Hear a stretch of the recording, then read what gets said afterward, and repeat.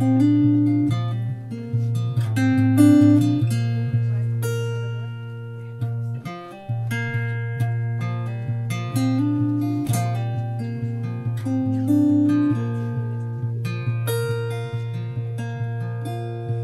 back aches, my eyes are shot, my body's running a little bit hot.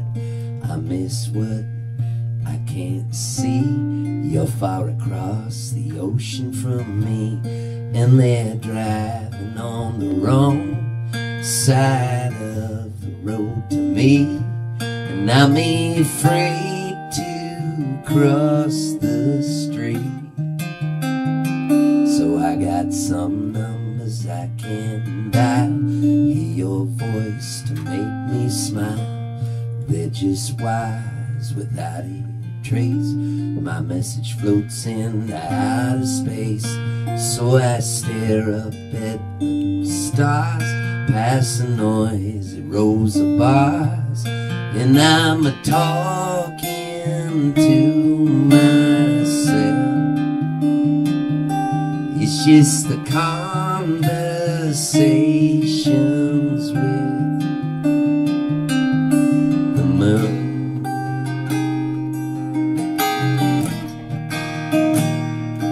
Whoa.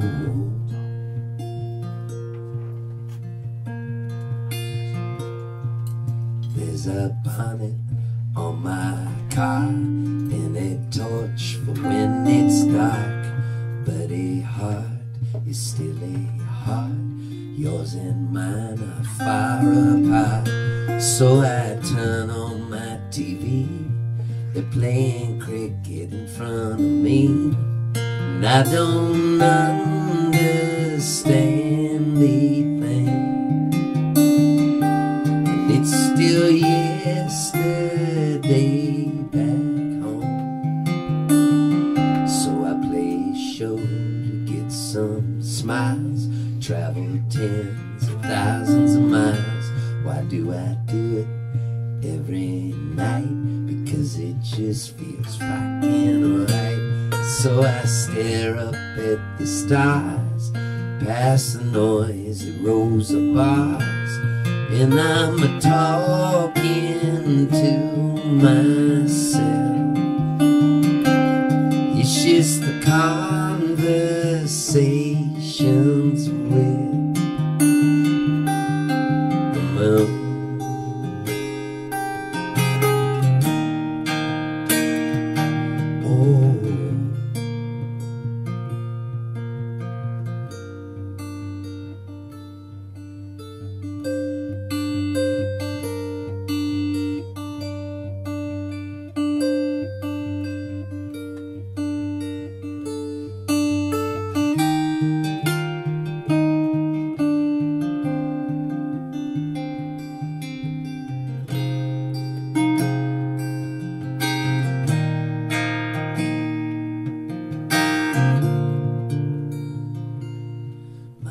Aches, my eyes are shot, my body's running a little bit hot.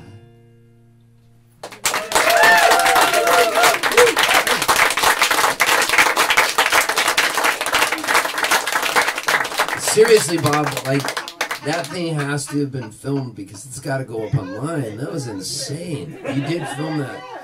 I had my cheeks were hurting. It was so good.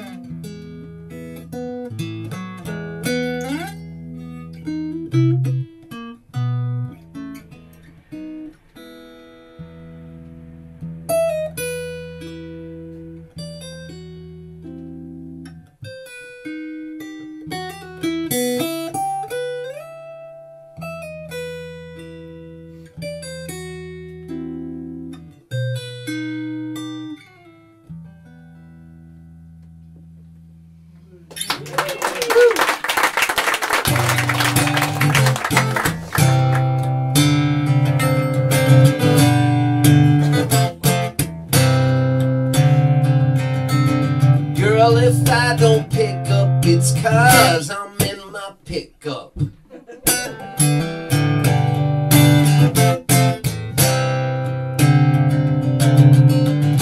I did what I could to be there for you. I thought that you and me were dreaming of a life for two. Sun was shining and the sky so blue. Then you threw it all away when you made me your fool. So girl, if I don't pick up, it's 'cause I'm in my pickup, and I'm on my way to pick up somebody else.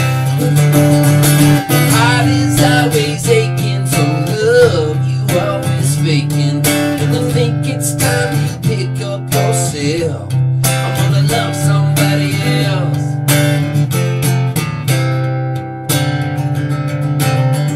I could go ahead and beg you, I could tell you what's at stake, but it ain't no use at all. All you do is take, take, take. How many fools, how many hearts you gonna break? Thought we were making love, but we were making a mistake. So girl, if I don't pick up, it's 'cause I'm in my pickup, and I'm on my way to pick up somebody else. Heart is always aching from love you always faking, and I think it's time you pick up yourself. I'm gonna love somebody else.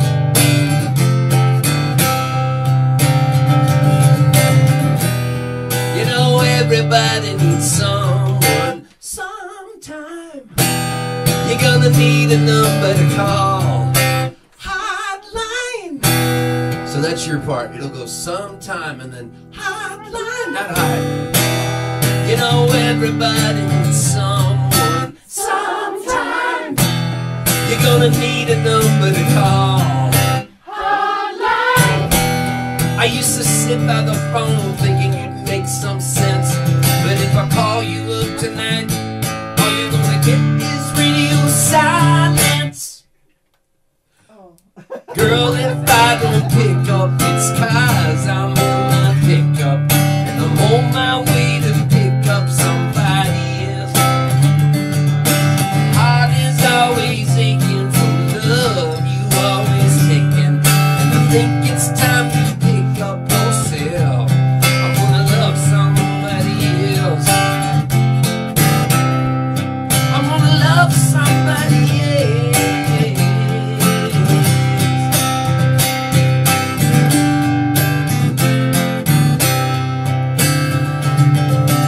Girl, if I don't pick up, it's 'cause I'm in my pickup, on my way to pick up somebody else.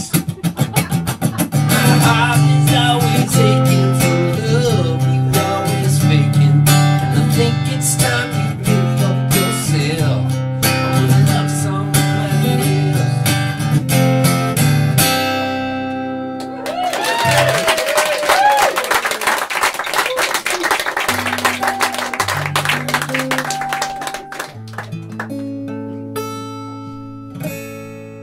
We staggered outside, two figures imposing, bobbing and weaving, the pubs were all closing.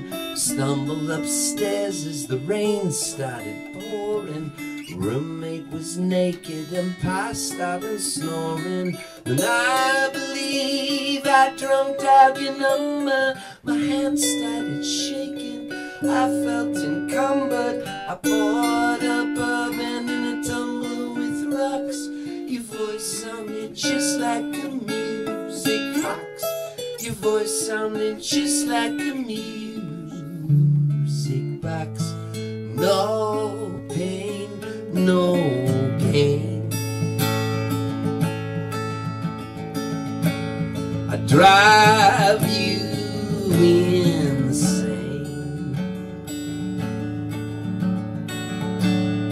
Left in the rain.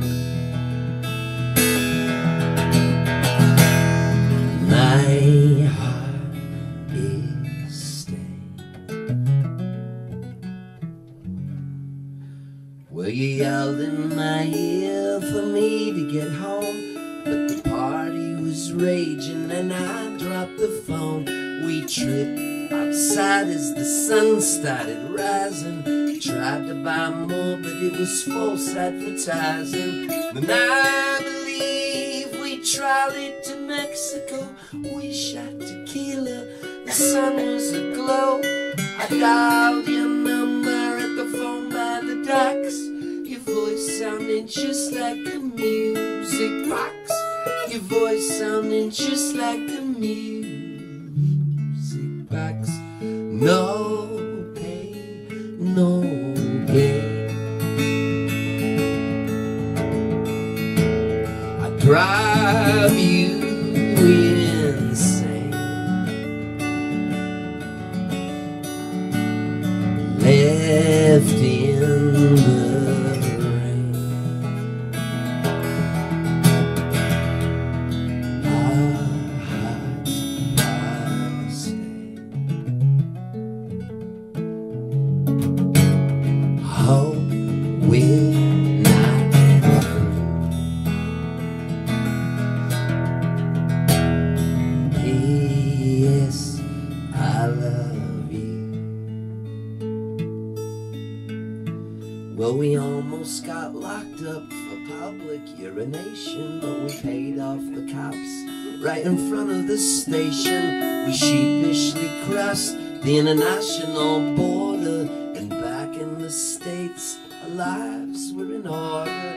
And I believe I finally came home. I said I was sorry, you look so alone. I stripped all the way to my boxes and socks. Your voice sounded just like a music box. Your voice sounded just like a music box. No pain, no gain. You drive me insane. I am to blame. Our hearts are staying. Hope we're not through. P.S. I love you.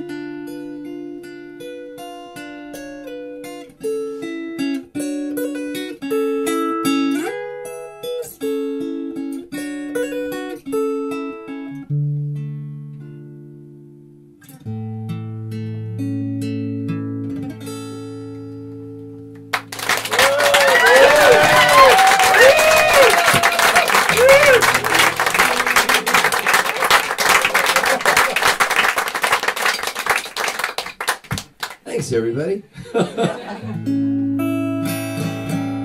Sounds good in here. I like your room, your music room. It's cool. I love your house, too. Thanks for letting me sleep here tonight.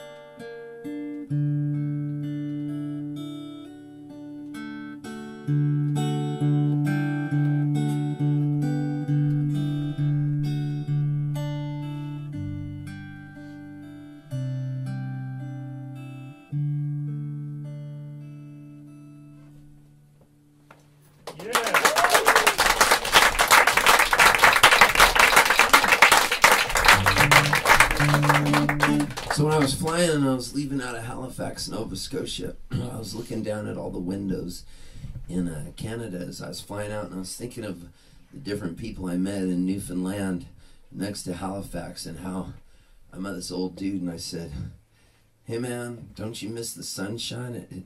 Sun doesn't ever come out here." And the guy, they call everybody bi. For boy, if you're a girl or a guy, and he goes, "Frig the sun, bi."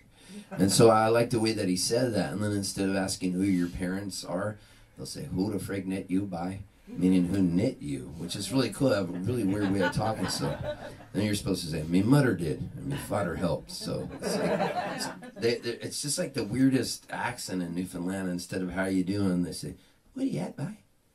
And then they breathe in. If you ask them, "How's it going?" they go, "Yeah, yeah, yeah." "How's it look out there today?" And he goes, "Beautiful." So I loved all the way that they were talking. And then I met this one dude, and he was from this place called St. Anthony, but instead the way he says, he goes, "Snitney." "St. Anthony?" And I went, where are you from? He goes, "Snitney, Snitney." And so I don't know, I was thinking of all that different stuff, and I wanted to write a song as I was looking down at the windows down in Halifax right as the plane was taking off. And they have those cocktail napkins on Air Canada, so I grabbed one and I wrote this song without a guitar. But in my head, I kind of knew it was going to be in the key of D, so I knew it was going to be a waltz.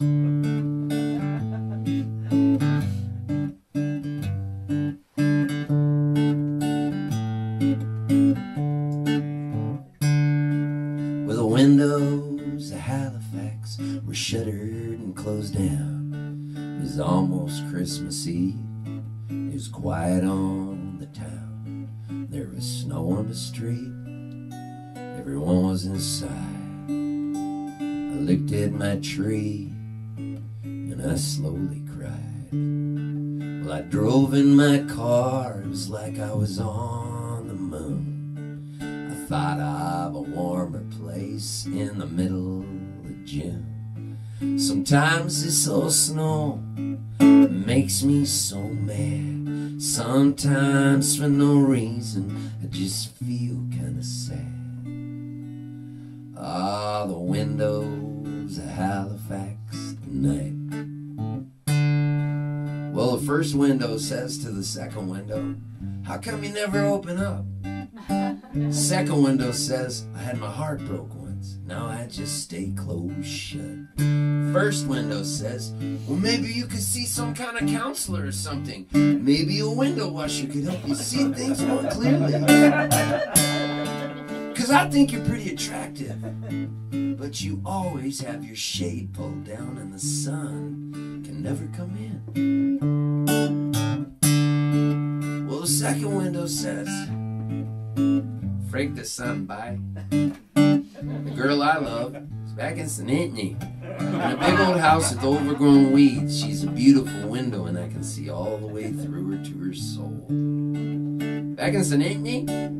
Well, I love Newfoundland. I was imported from St. John's. Well, the fellow that lives here, he studied chemistry at Dalhousie University. But truthfully, he flunked out. But he's still a chemist. Well, actually, he's just a drug dealer. And we got people coming in and out of the house all night long, but I never have anybody to talk to. Just bottle caps and cigarette butts being flicked my way. Dalhousie University, you say? Well, the fellow that lives here, he studied geography and archaeology over in Antigonish at St. Francis Xavier. But he flunked out too. Now the only mountains he sees are paper mountains from his failed thesis. Yeah, he's got some tinfoil trees and a cardboard river and an ugly, ugly paper mountain he made from the drug dealer's trash outside. Sometimes this old snow, it makes me so mad. Sometimes for no reason, I just feel kinda sad. Oh, the windows of Halifax tonight. Well, the windows of the Maritimes, they're all telling stories of the plentiful days, of the cod and the glory, or an explosion that rocked a French cargo ship. In Dartmouth near the harbor, all the windows got clipped. Now all of these windows, they're all telling stories. Some are so sweet, some are so gory. There was a murder one night no one ever speaks of. All the windows of Halifax tonight.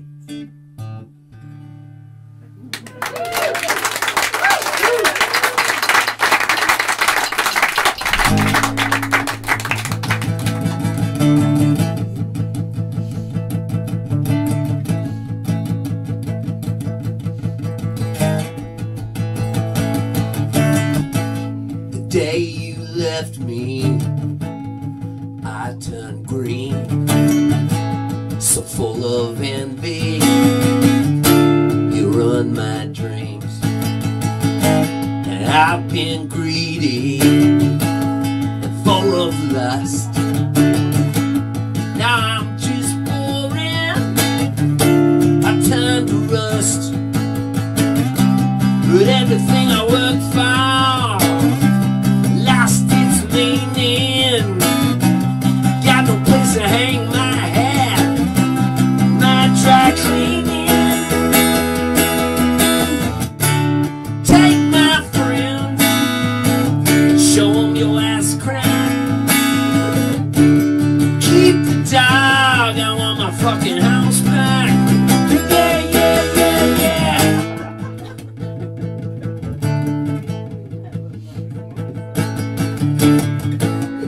My best friend ran away with you.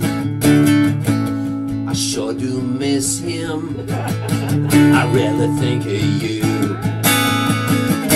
My heart's off kilter, it goes clackety-clack.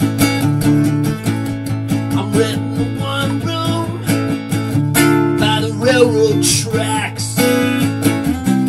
Everything I work for lost its meaning. I shouldn't have put your nipple in my mouth. Now I'm just weaning. Take my friend, show him your ass crack. Keep the dog, I want my fucking house back. Yeah, yeah, yeah, yeah. I think that I will be okay. My life is in disarray. I miss the smell of your hairspray. I'm eating at the lunch buffet. My hair is turning black and gray. Yeah, yeah, yeah, yeah, yeah, yeah, yeah, yeah. Take my friends, show them your ass crack. Keep the dog, I want my fucking house back. Yeah, yeah, yeah, yeah. I want my fucking house back. That's your part. I want my fucking house back. I want my fucking house back. A little bit louder. I want my fucking house back. Twice as loud now. I want my fucking house back. Just the ladies. I want my fucking house back. Just the men. I want my fucking house back.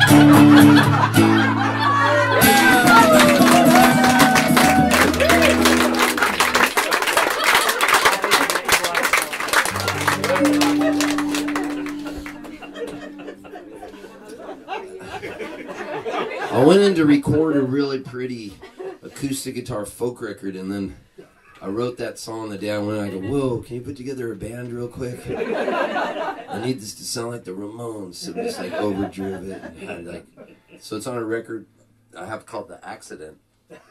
And all the songs I wrote, I had a whole folky record written, and then I just started writing all these rockers, so that's why it's called The Accident. And I recorded it in like 4 days in Austin, Texas.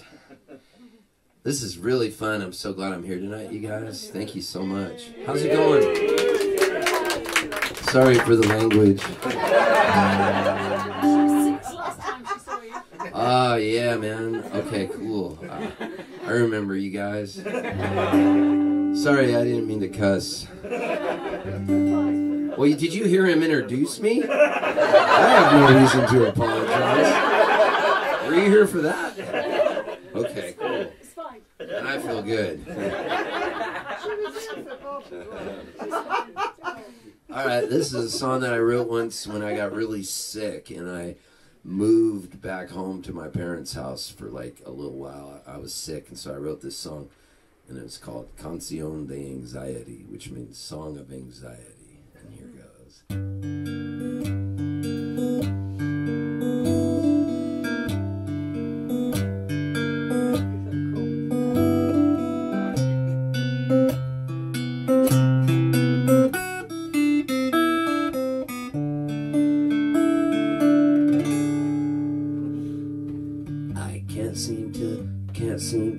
Can't seem to stay in tune without your love, without your love, without your love. I'm left to croon like a bird that's wounded.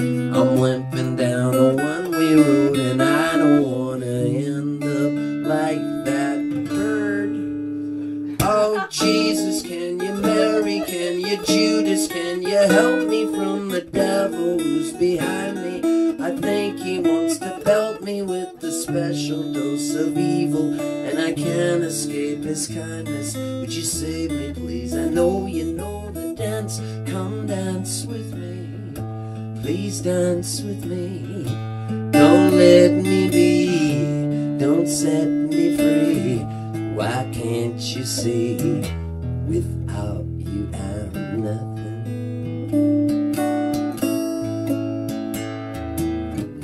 Slipping now, I'm sliding now, I'm falling. Help me, mother, wish I had. I got to find, really need a older brother. He could loan me money, help me pay for all my parking violations.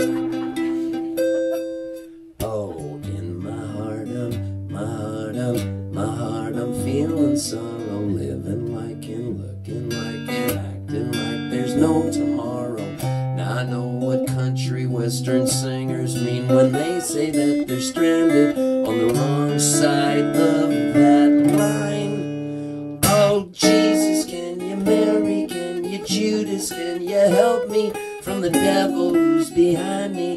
I think he wants to pelt me with a special dose of evil, and I can't escape his kindness. Would you save me, please? I know you know the dance. Come dance with me. Please dance with me. Don't let me be. Don't set me free. Why can't you see? Without you, I'm nothing.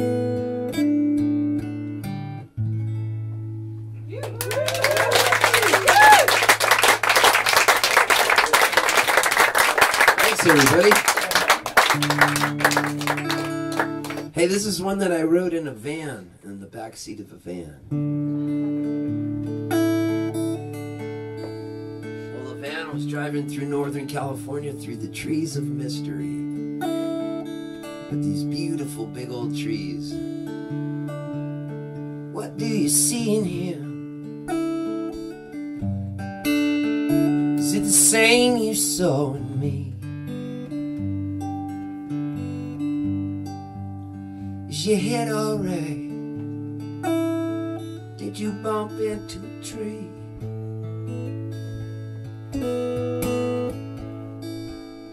Well, I can't profess to see the way you see.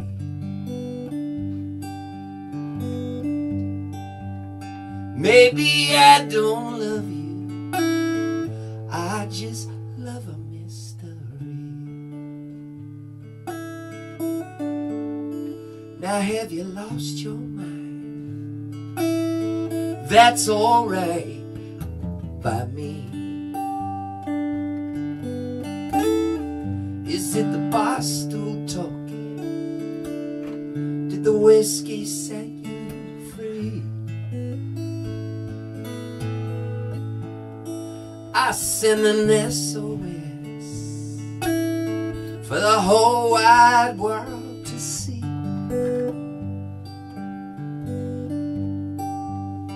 Maybe I don't love you, I just love a mystery.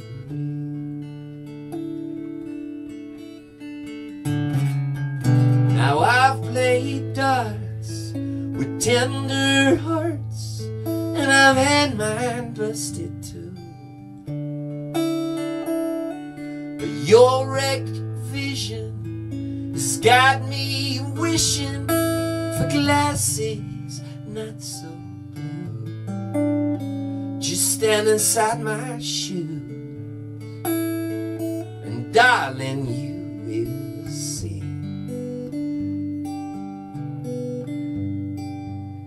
Maybe I don't love you, I just love a mystery. Now did you get my calls? I left you 2 or 3.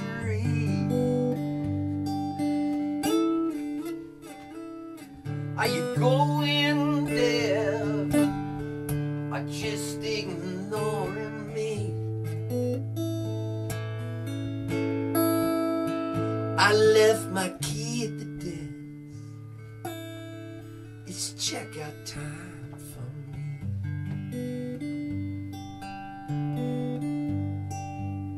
Maybe I don't love you, I just love a mystery.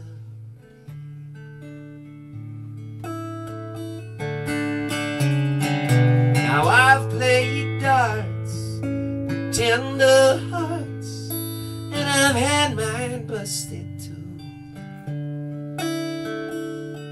But your wrecked vision has got me wishing for glasses not so blue. Just stand aside my shoes, and darling, you will see.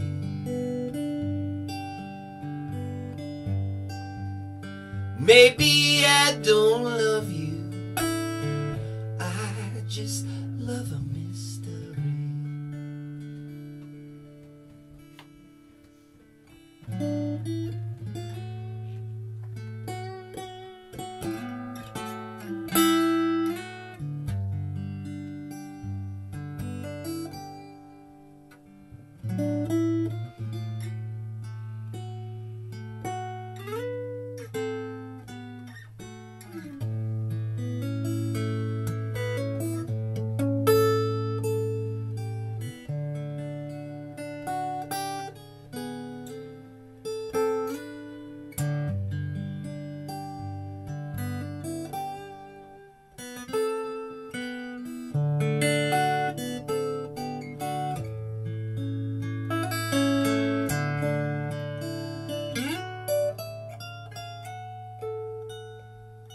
Now the time has come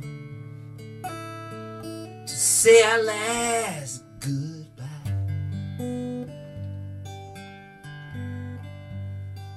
Is that a storm a-coming? I was hoping for blue skies.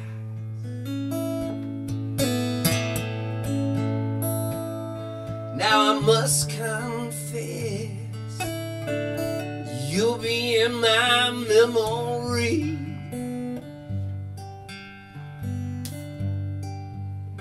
Maybe I don't love you, I just love a mystery.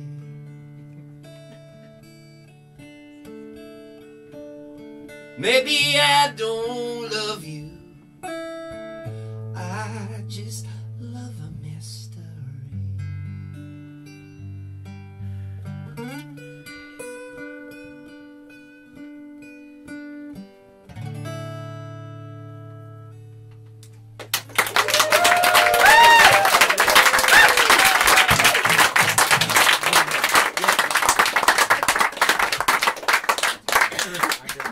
Good times, everybody. Are you doing all right? Yay! Man, I think this is my new all-time favorite venue. What's it called? The Kiln? The Kiln.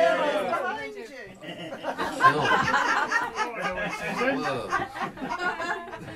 Yeah. That's a good name. It's a great name. Yeah. I like it. Yeah.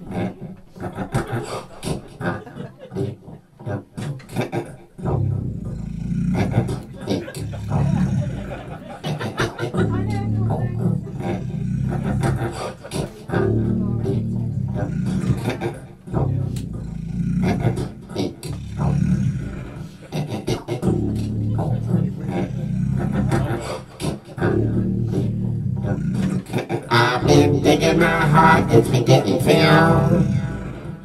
Hanging out with Bob and Bob in the backyard in the kiln. Yeah, I've been digging my heart, it's been getting filled. Hanging out with Bob and Bob in the backyard in the kiln. Yeah, I've been digging it, it's been getting filled. I've been getting filled. Hanging out with Bob in the backyard in the kiln. Yeah, I've been digging it, it's been getting filled. I've been getting filled. Hanging out with Bob in the backyard in the kiln. Yeah. I rented me a Volvo and I traded it in for an Audi. Yeah, the steering wheel was insane. I was flying by, I was flying on the pound. Yeah, I couldn't stop driving. There were cameras everywhere. Yeah, I was going 100 miles an hour, getting tickets like I just not fucking care because I've been digging it, it's been getting filled. I've been getting filled, hanging out with Bob in the backyard in the kiln. Yeah. I've been digging it, I've been taking it to the field.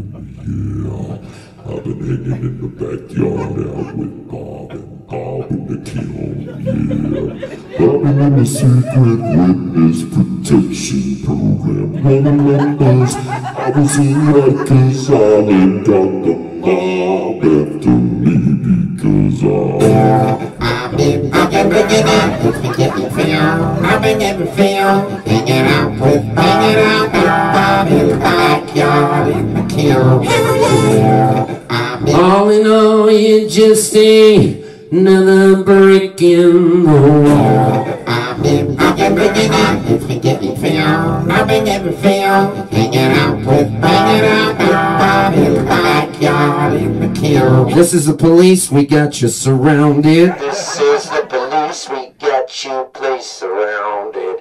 Come on out now.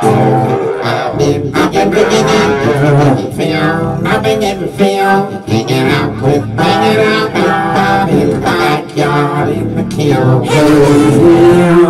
All in all, you just ain't another brick in the wall.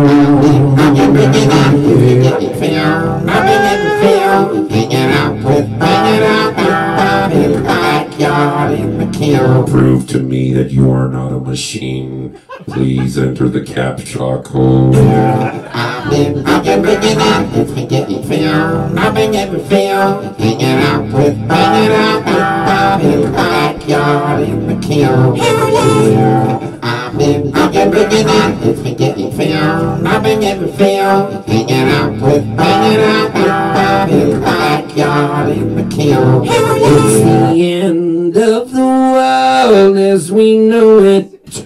It's the end of the world as we know it.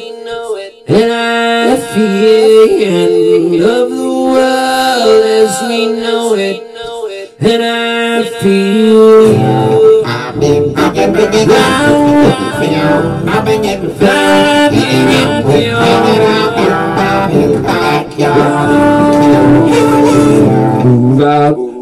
mess around, go around, you bring me down. I've been digging up, it's been getting found. I've been getting found, digging up with the backyard in the kiln. I've been digging it, digging it down in the kiln, yeah.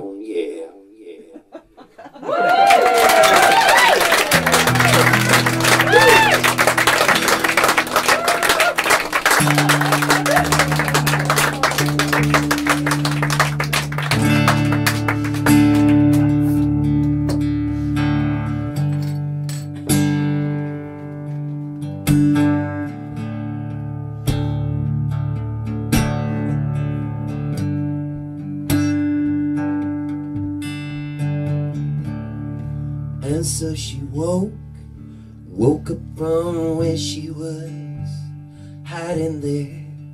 Said, I gotta do something about where we're going.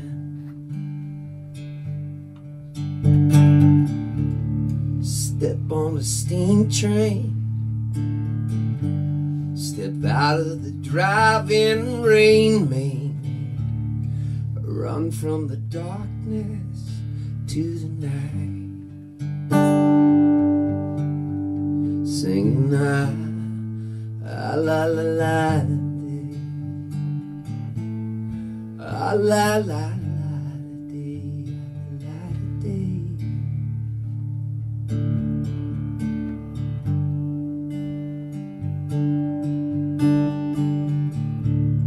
Sweet the sin, but bitter the taste in my mouth. I see 7 towers, but I only see one way out. You got to cry without weeping, talk without speaking, scream without raising your voice. You know I took the poison from the poison stream, and I floated out of here singing la la la la, la la la.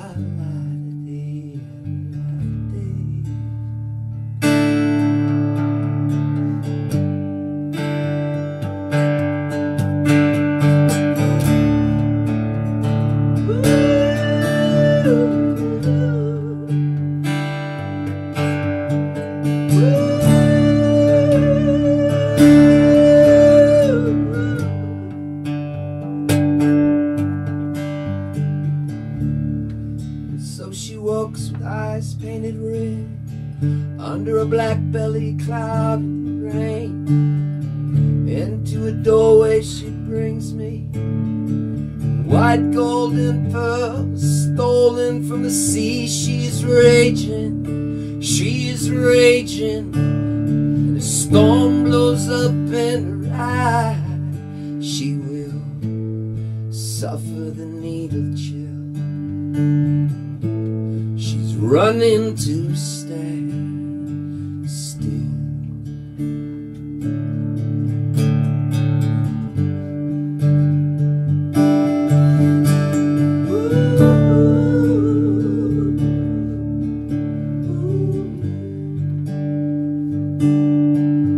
Still running, still running, stand still. Still running, stand still.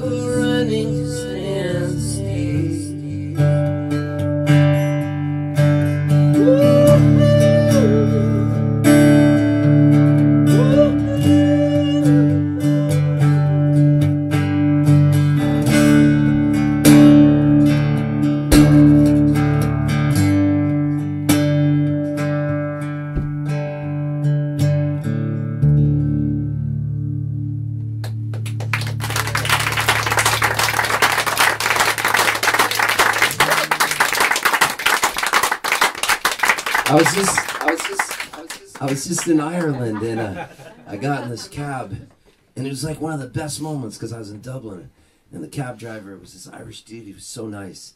He starts telling me, I say, hey, do people in Ireland like you too? I just wanted to know, you know. He goes, are you fucking kidding? We love him. He goes, and he was telling me he just saw him. And I go, man, there's this song, something about like the 7 Towers. He goes, I'll drive you by where the 7 Towers were.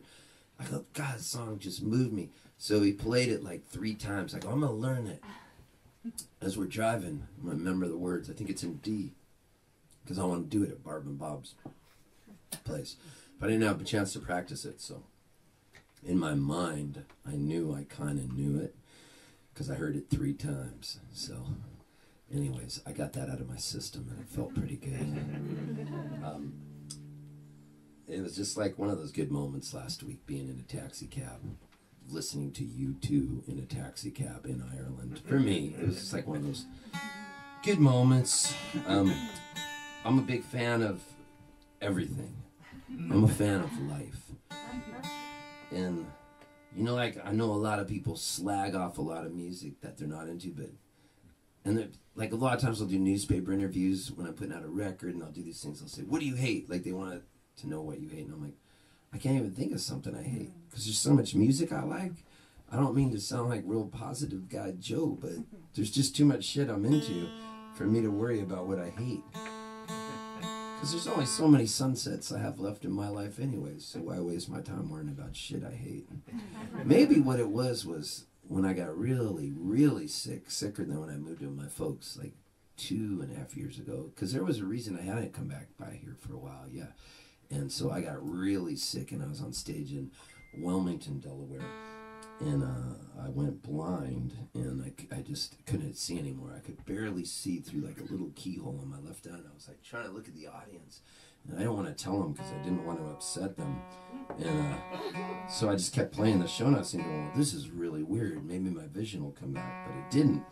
It got worse, and then I was just totally blind. And I was like, so finally, after like 35, 40 minutes of playing, I said to the audience, can you guys see? And they were like, yeah, we can see. And I said, well, I can't see. And the sound man turned the lights on really bright. I said, I can't see a thing. I've gone blind. I'm about to faint. I got to stop. I got to go to the hospital. And then this guy goes, come on, man. We drove all the way from Harrisburg, Pennsylvania. It's my son's 21st birthday. And I was like, but I've gone blind. I can't see. And he goes, sign these records. So I couldn't even see what I was signing. He had vinyl records of mine. And he propped me up like Weekend at Bernie's. And he goes, so I could take a picture with his son. And I was like, my knees were all weak. And so these people drove me to the hospital. And on the way up, I called this doctor, who's a team doctor of the San Diego Padres, my baseball club. And I couldn't remember the doctor's name, but I knew that he'd put his number in my phone as his bat phone. He was like this really special, really good doctor who's for this professional sports team. He's like, man, I'm a big fan of your music. So we became friends. And he's this Japanese dude named Dr. Kakahashi. But for the life of me, like, it was like a Rolodex of friends' names just were erased from my brain. And so they're driving me to the hospital, and I said, I know a doctor I could call to see what's wrong with me. Well, what's his name? And I go, Dr. Batman? Because he put his phone in as his bat phone. And then I have them type in bat phone into my iPhone, and she goes, Dr. Kakahashi? And I'm like, yeah, that's him. So I called him and woke him up. It was late at night, and he answers the phone, and he knows it's an emergency because I wouldn't be calling him that late. He goes, Steve, is everything okay? And I go, I've gone blind. And he goes, was it like a curtain coming down? And I go, yeah. He goes, you got to get to the hospital right now as fast as you can. I go, we're going to Princeton University Medical Center. So we go in there and to the emergency room. There's 2 guys in line ahead of me, blood on the floor. This one guy has an ice pick that somehow got jammed into the side of his head. And I guess there's a guy in front of him who cut his fingers off with a chainsaw, and they're in a baggie. And so I'm like this, my vision's kind of through my left eye keyhole, and I'm going, whoa, and I can see this guy's fingers. And then the nurse is there at the desk, and she goes, what's the matter with you? And she's this New Jersey nurse in Princeton, New Jersey. And I go, I've gone blind. And she goes, was it like a curtain coming down? And I go, where do you people learn this? And I go, yeah. And she goes, you've got to get in there. Right now, we've got to do an MRI of your brain, and fast tracks me ahead of the guy with the ice pick in the side of his head. The other guy's cut off his fingers. So they do a brain scan MRI, and then I go to the guy, is it bad? Is it bad? He goes, I can't say anything. So I'm in there for a long time. He goes, you freaking out? I go, kind of. He goes, I can give you some Valium. I go, you can't give me Valium. I've been sober 12 and a half years. You give me Valium, I'll try to go out and buy an 8-ball of Coke and a bottle of Jack Daniels. Next thing you know, I'll have a hooker on each arm. He goes, calm down, Charlie Sheen. So finally, I get out of there, and this lady, this nurse, the head nurse, comes in, and a doctor, she's the doctor, the head of the neurology department at Princeton University Medical Center. She goes, and she had moved there from Mumbai, from India, and she goes, Mr. Poltz, my name is Dr. Nady. I'm the head of the neurology department here at Princeton University Medical Center. How many fingers am I holding up? And I go, 7? And then she goes, can you feel this?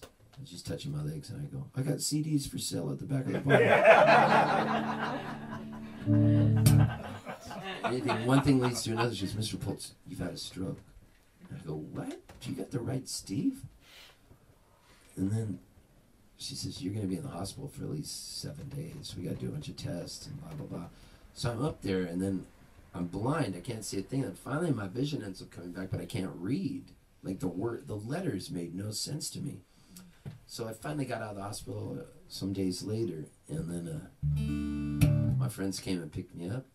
And next thing you know, I went back to San Diego, canceled all these gigs, and I thought, I'm not going to play guitar anymore. I'm not even going to go out and tour anymore. So I didn't come back here. And then I was just like walking by my guitar, and the guitar was like, Steve, it's me, Smokey Joe. Come on, man. Pick me up. I miss you. And I was like, I can't. I don't even want to play anymore. And then Smokey Joe was like, come on, play me. And I was like, I hadn't played in a while. It was like, and the fog started lifting. And then I was like Al Pacino in The Godfather 3. Just when I thought I was out, they dragged me back in. Now here I am at your house.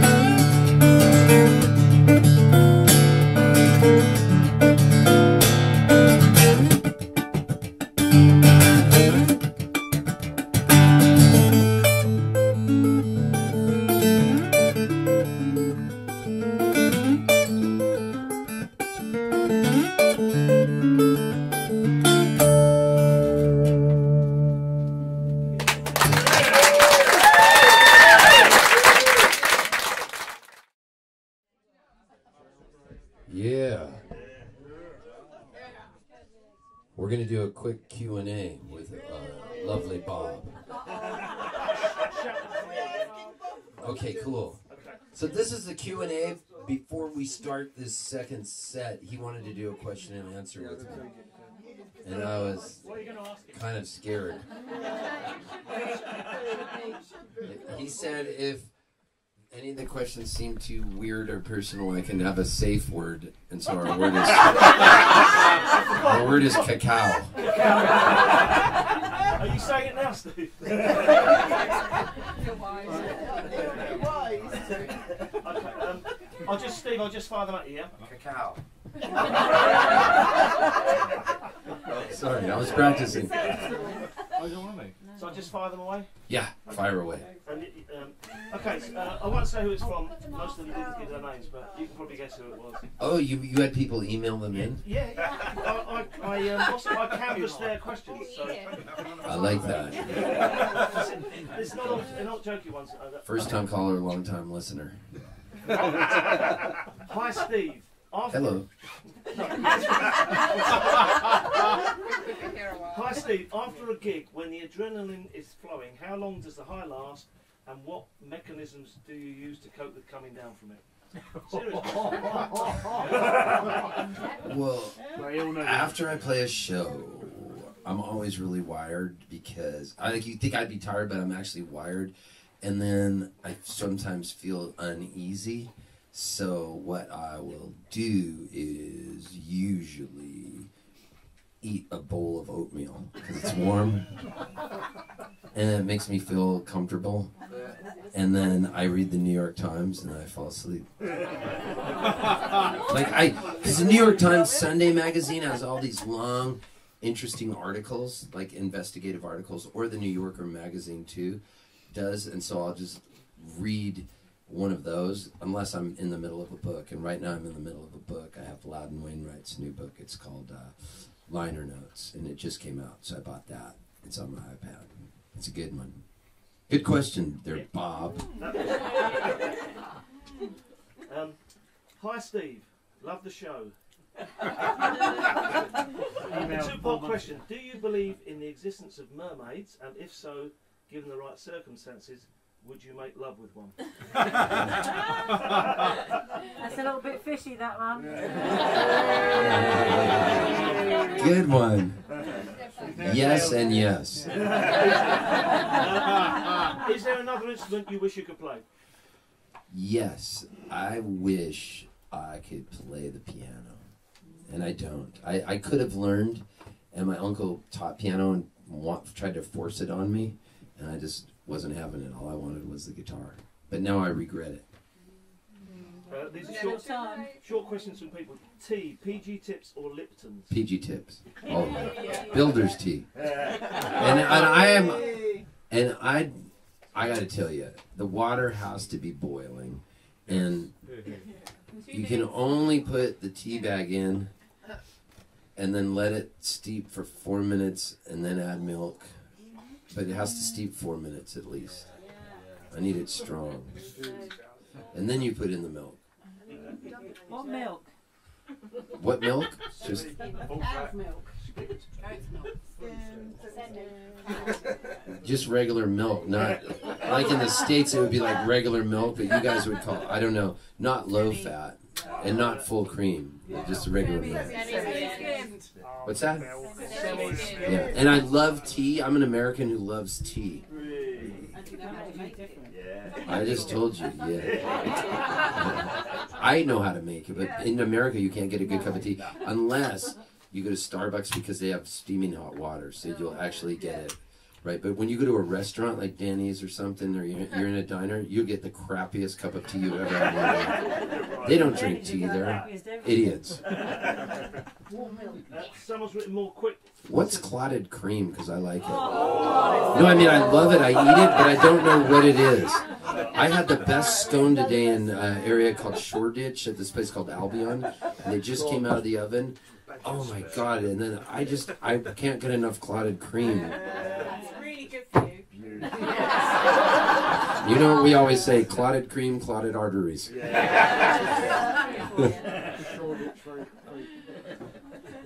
common with clotted cream. What's the next question?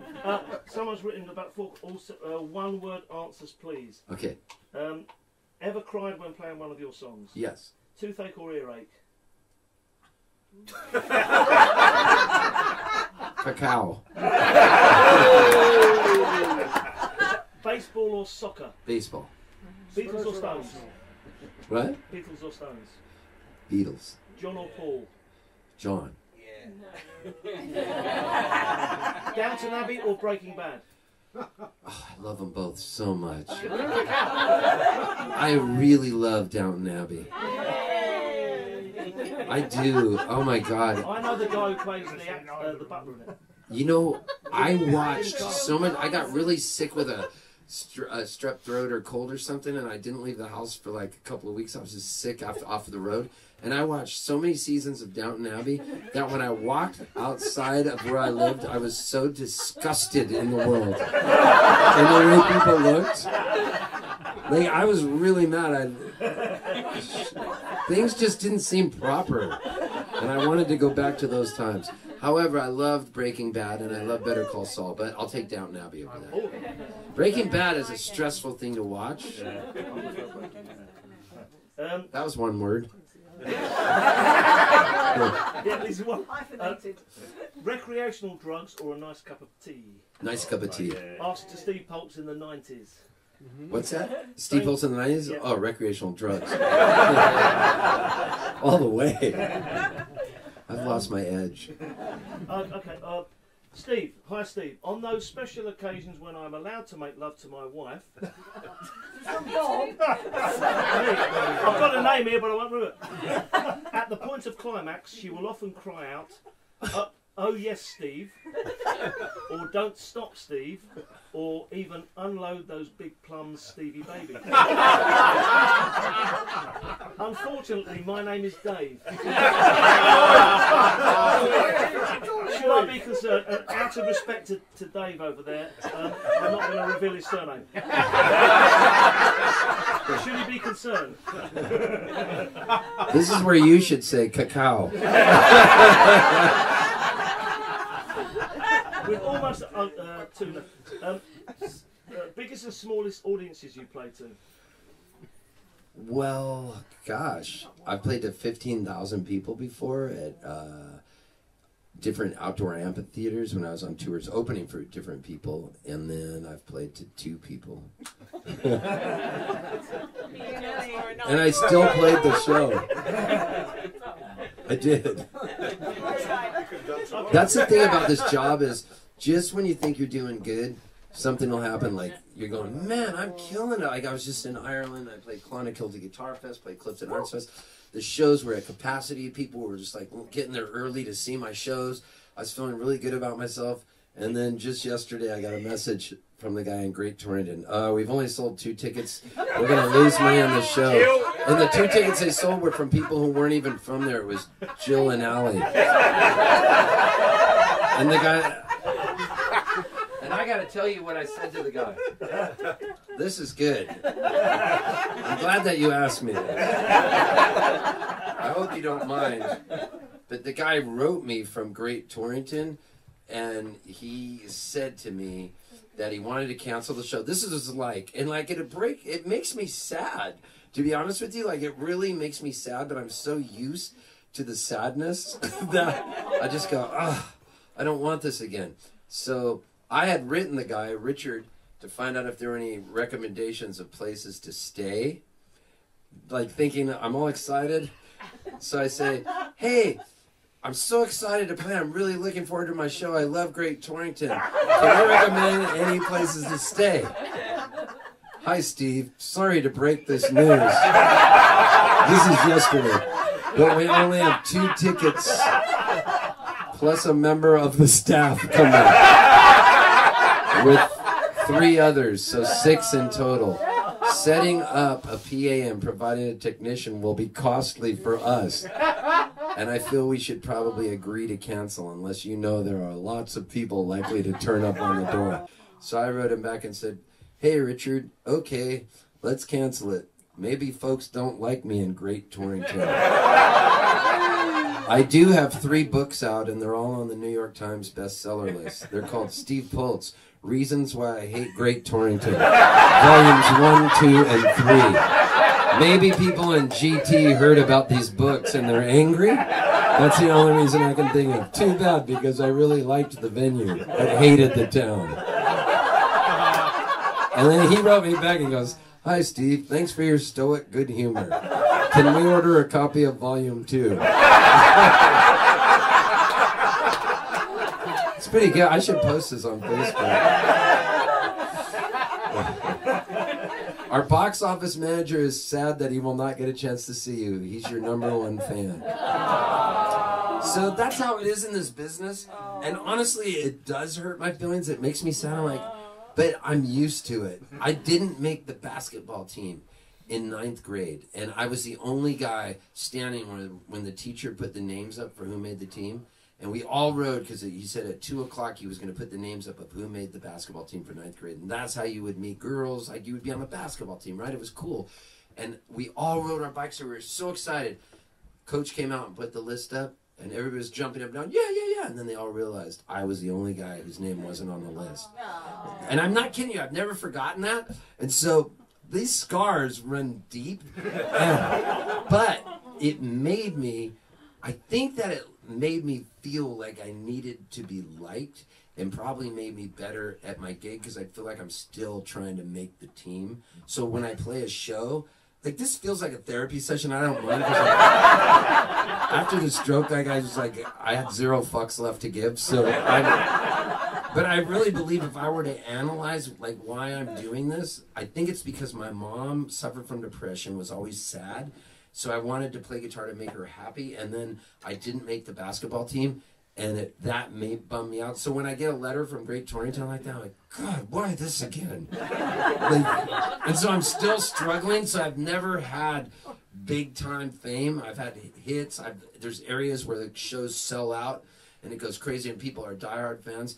But it's like Sisyphus. I just keep going to new areas, and I'm like, I know I'll conquer the UK, but maybe I will. Ireland, yes. Scotland, yes.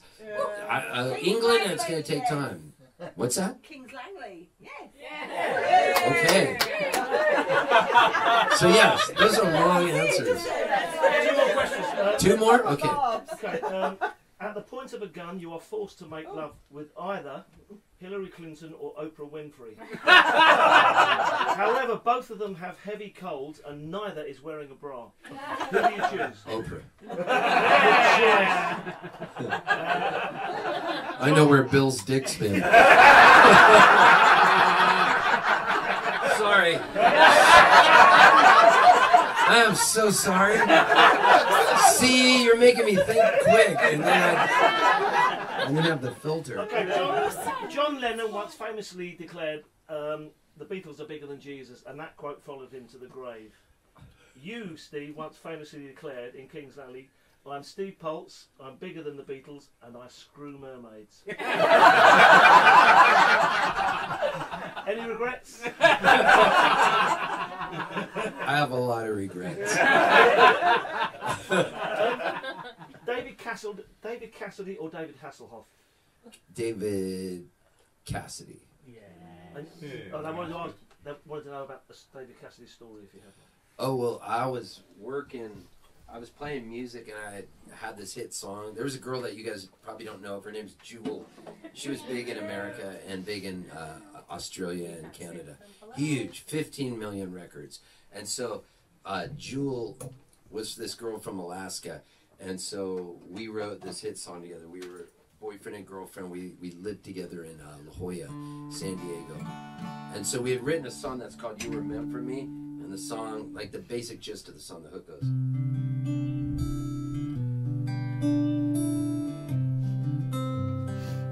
So if I play that in the States, everybody's like, oh, I know that song. They either hate it or love it, whatever. It's just like a part of it's a part of what you grew up with. So I constantly have people come up to me and go, I learned guitar, especially girls.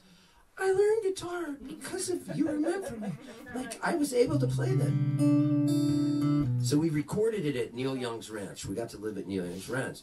One thing leads to another. People started kind of knowing my name as the dude that wrote this hit song that sold 15 million records, and I was in the video with Jewel. So if you're bored late at night and you want to go on a 90s flashback, look up You Were Meant For Me, Jewel official video. And I'm in the background of the video, kind of not wearing a shirt at times, and wearing a shirt at times, going like this with my hands on Jewel and touching her like this, and we're looking at each other. Well, so I get a call from David Cassidy's manager, and he's like, Steve, David Cassidy wants you to write him a hit song. This is Bernie Goldstein. And I said, oh, David Cassidy from the Partridge Family? And he goes, yeah. And I go, what do you mean? What does he want? He wants you to write him a hit song. He heard your song, You Remember Me. And so I go, okay, well, I would love to, from the Partridge Family for sure, because I grew up watching the Partridge Family. And then he goes, we'll fly you out to Las Vegas, Nevada, first class round trip ticket, and we'll give you $3,000 cash to gamble with too. And I was like, really? Just to meet him?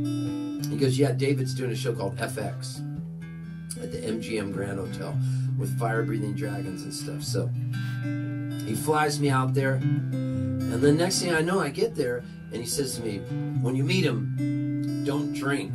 He doesn't want to be around drunks. And he goes, don't smoke around him. He hates cigarettes. And rule number 3 was, don't shake his hand. He's really paranoid of germs. He goes, in fact, don't even look at him. It was like Spinal Tap. So it gets me out there, and the whole problem is, he gets me there early, gives me $3,000 cash, and I'm in Las Vegas, Nevada, and I read this book on the way out called Blackjack for Dummies. And so I was thinking, man, what do I do? I guess I'll order a Jack Daniels on the rocks. I was still drinking back then. I go, what would Frank Sinatra do? So I order a double Jack Daniels on the rocks. And then this girl comes by.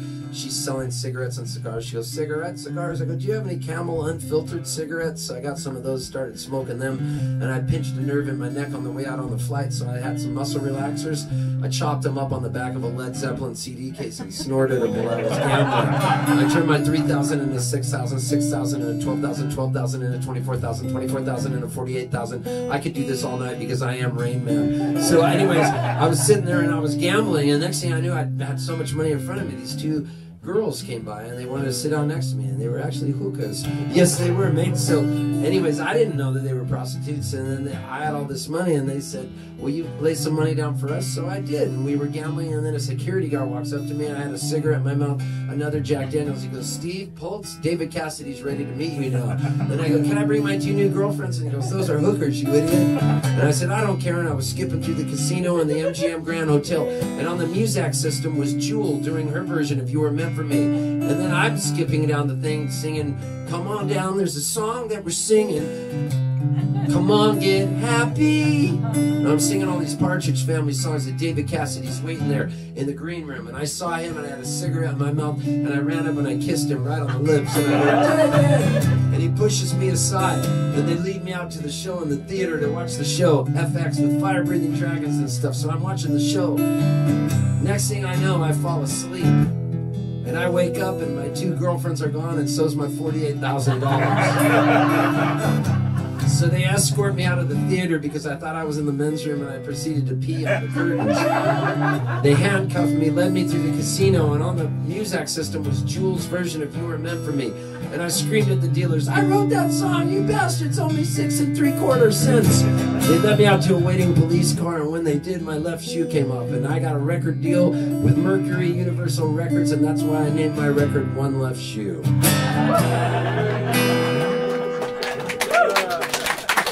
What's the next question?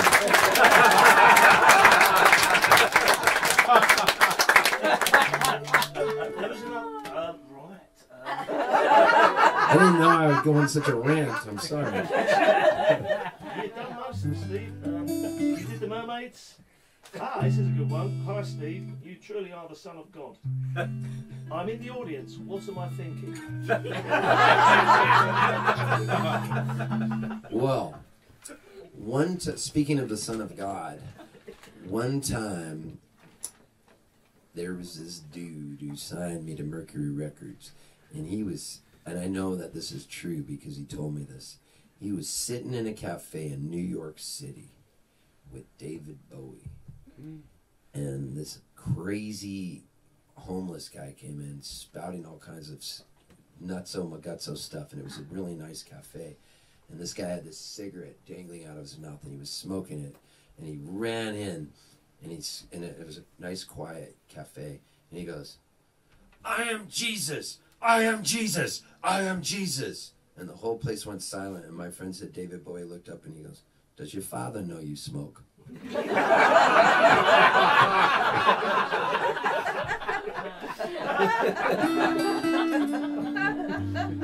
Bowie was cool.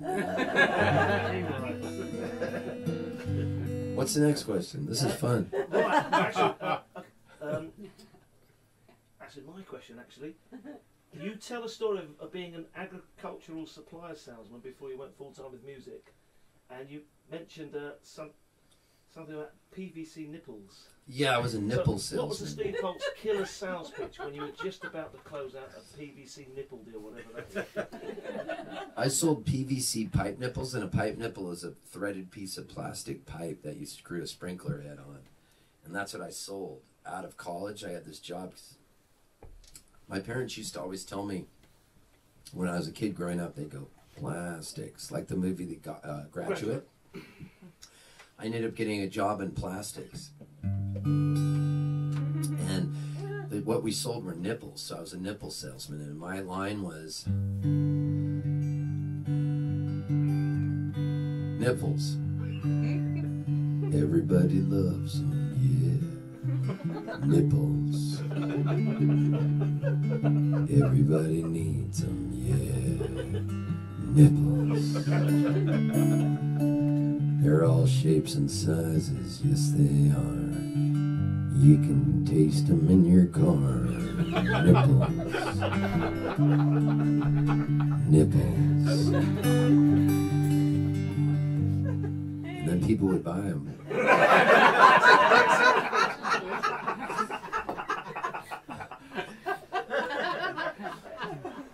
That's it.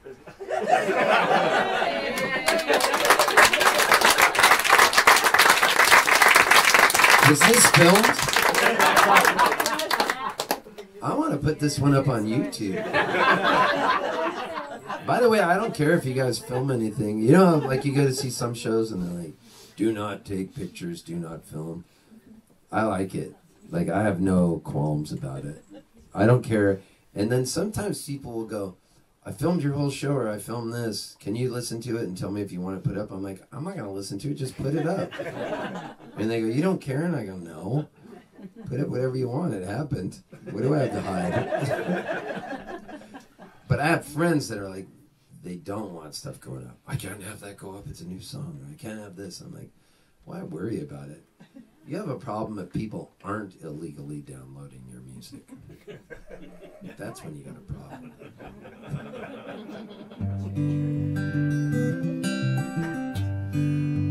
So that being said, this is one that'll be on my next record.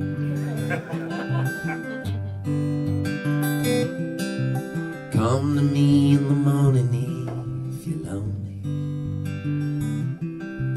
Come to me in the evening if you're sad. I'll be your mom, I'll be your brother. I'll be glad to be your dad. Come to me in the morning, I'll be glad.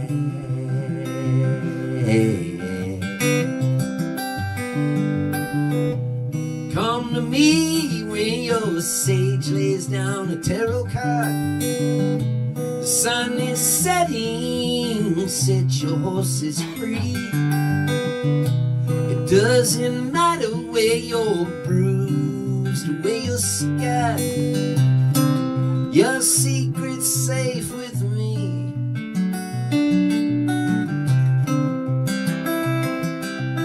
Come to me if you're looking for some action.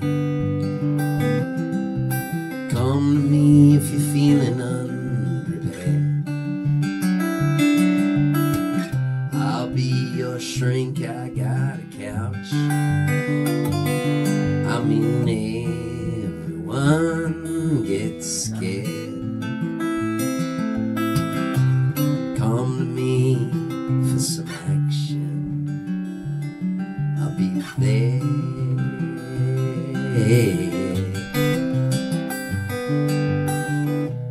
Come to me when cup floweth over, I come over and drink with you.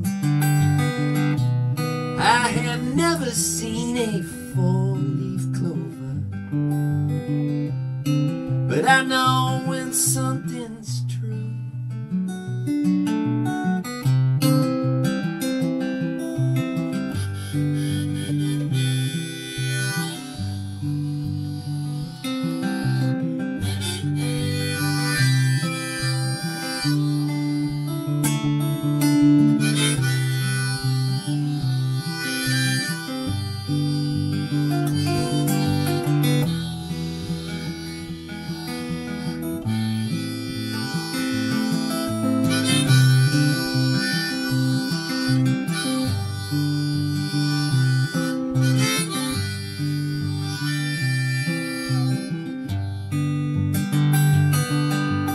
Come to me in the morning if you're alone.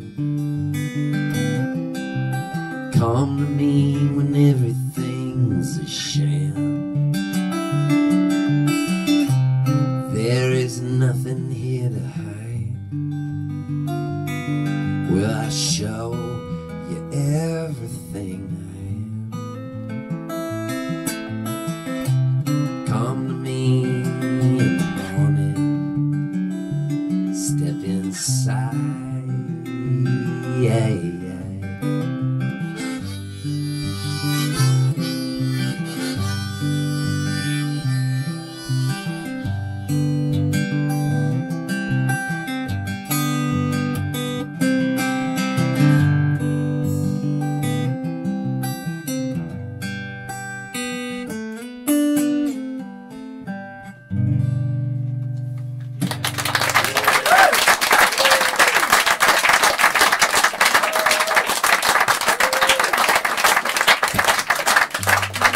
That was a fun Q&A, mister.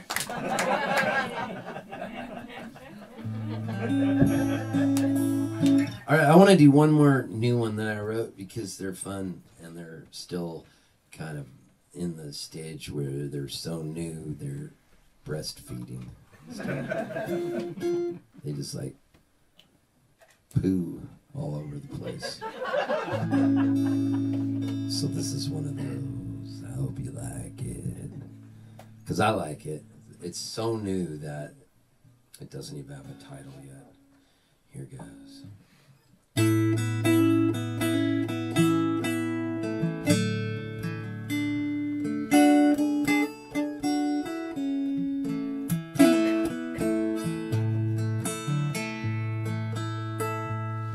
No, I won't forget the first time that I saw you. You were waving by the screen on the 4th of July, and I marveled what a sight to behold you, and I fell into the spell of your wandering eye, and I believe in everything that's true. I can hear the angels sing for you, and all I know is a feeling when it's right. I'll meet you out by the fireworks tonight.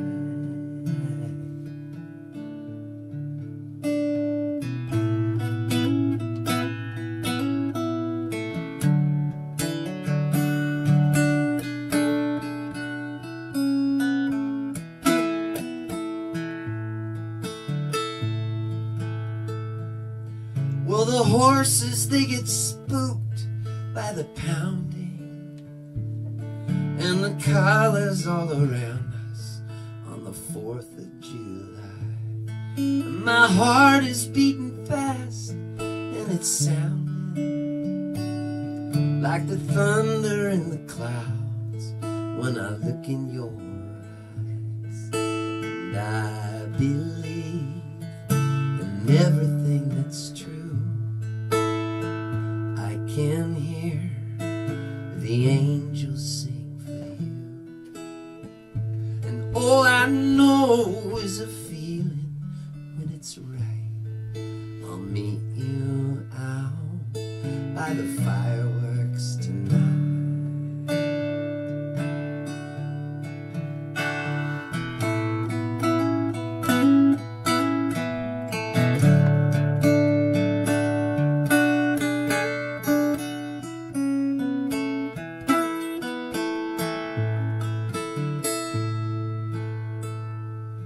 Well, the quilt of life is made of many patches, and the stitches all look seamless on the 4th of July.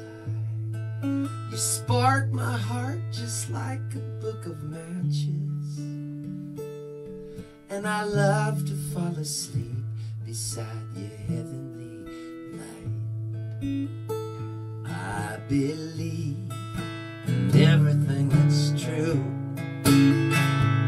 I can hear the angels sing for you, and all I know is a feeling when it's right. I'll meet you out by the fireworks tonight.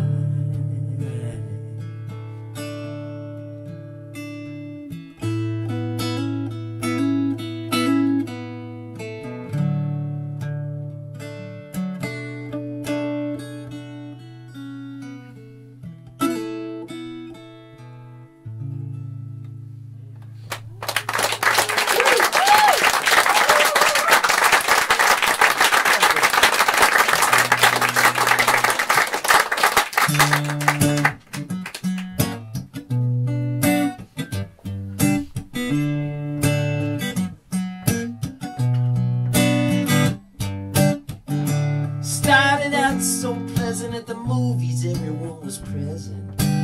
Popcorn and the noise.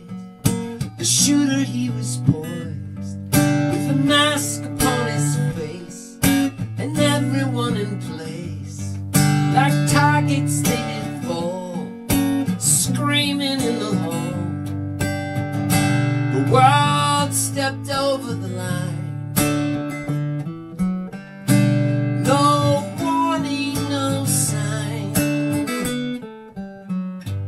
It's gonna take some time,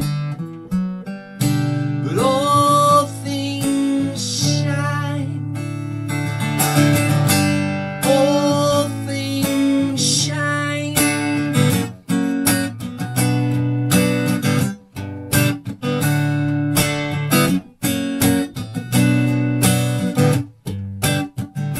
A man gets on a bus with a bomb in a vest. He's in a rush. He says a little prayer to a God he sure is there. The blast, the crash, the fires, the screeching of the tires, the cops all screaming orders, the news trucks and reporters. The world stepped over the line. No warning, no sign. Take some time, but all things shine. All things shine.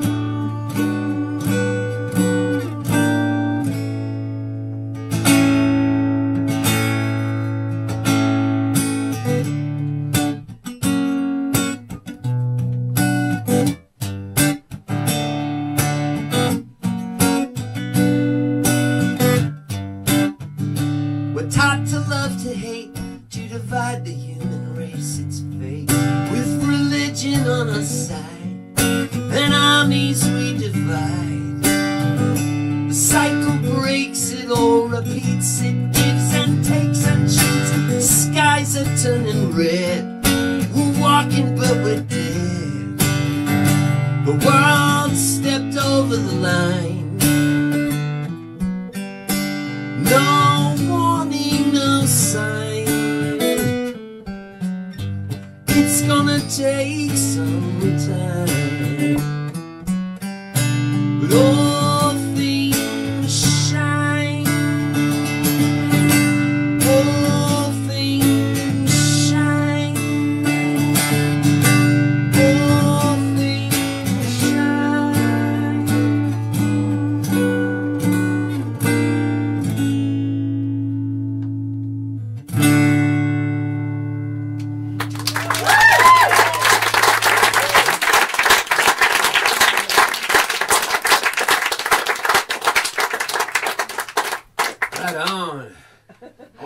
song that I don't know the words to yet, but I wrote it recently. I made a video, and it's pretty fun to sing this here song. Kind of into it. Let's see if this will work. If I hold this here, maybe. Dive Oh, or dive. hold it. Dive. Cool, Dave. All right, here goes.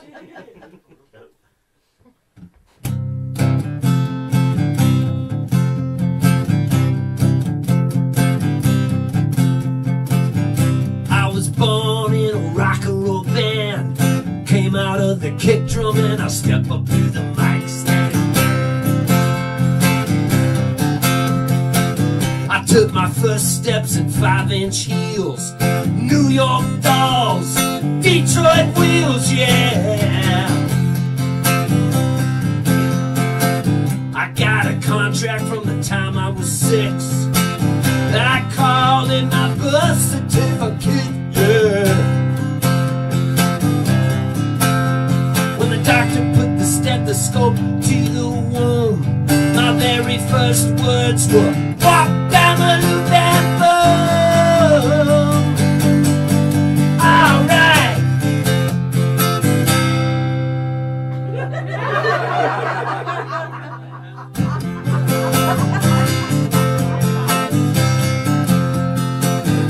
I sleep on a rock and roll stage, bottle in my hand from a very young age. Ha ha ha! Sid Vicious performed my bris. He made a delicious potato knish.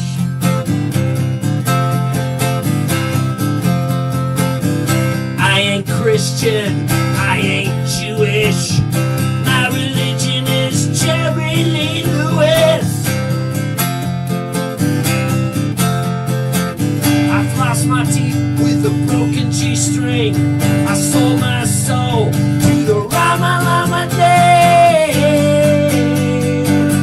Oh yeah.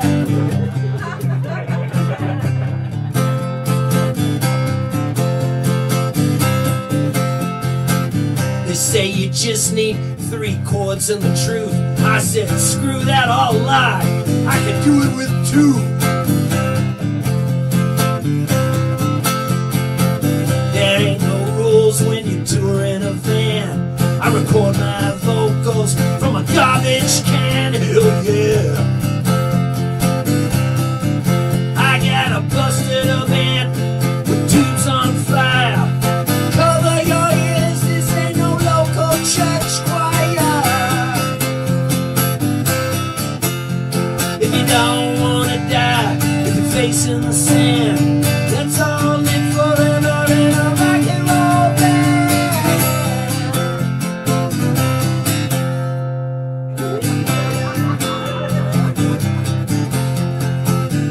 Gene Vincent, Buddy Holly, Little Richard, good golly, Miss Molly.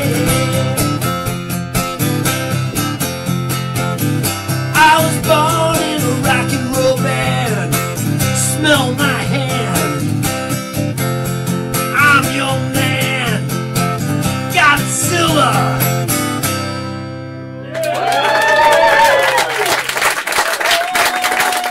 I haven't played that live yet. If you like the song, I have a video online called Rock and Roll Band. Look up Steve Poltz Rock and Roll Band. I'm just standing there, and I had Sharon and a couple other people just throw food in my face, and I'm just singing the song. It's a pretty fun video. But the song rocks. Oh, man. That was fun. I was thinking, why haven't I not played that song yet? And so I was practicing in the bedroom. And then they were like, are you ready to start the show? I was going, Gene Vincent, Buddy Holly.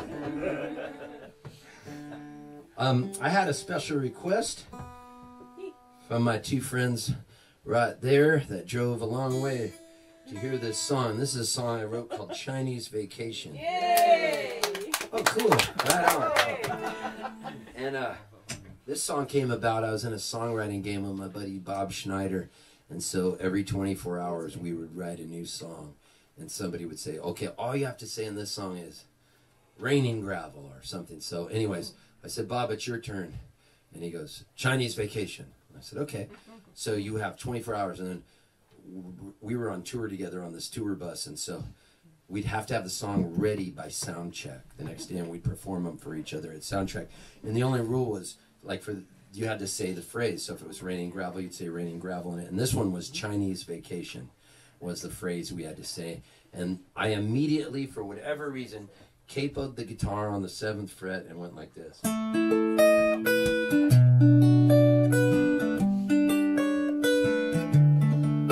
I have that, right?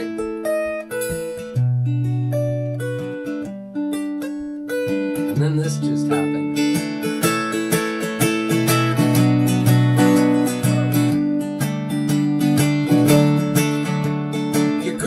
On a walker in the old folks' home. Your grandpa lost his dentures and he's starting to foam. Your dad's inside a biker bar, he's acting like a turd. He's sitting on a stool and yelling, play free bird. I'm wondering what the heck is wrong with all of your kin. Your sister stole my credit card and figured out my PIN. The love you say you have for me is just imagination. I'm gonna send your ass on a Chinese vacation. So far away, I'm sending you away today. Down Beijing way, across the wall you'll join the fray.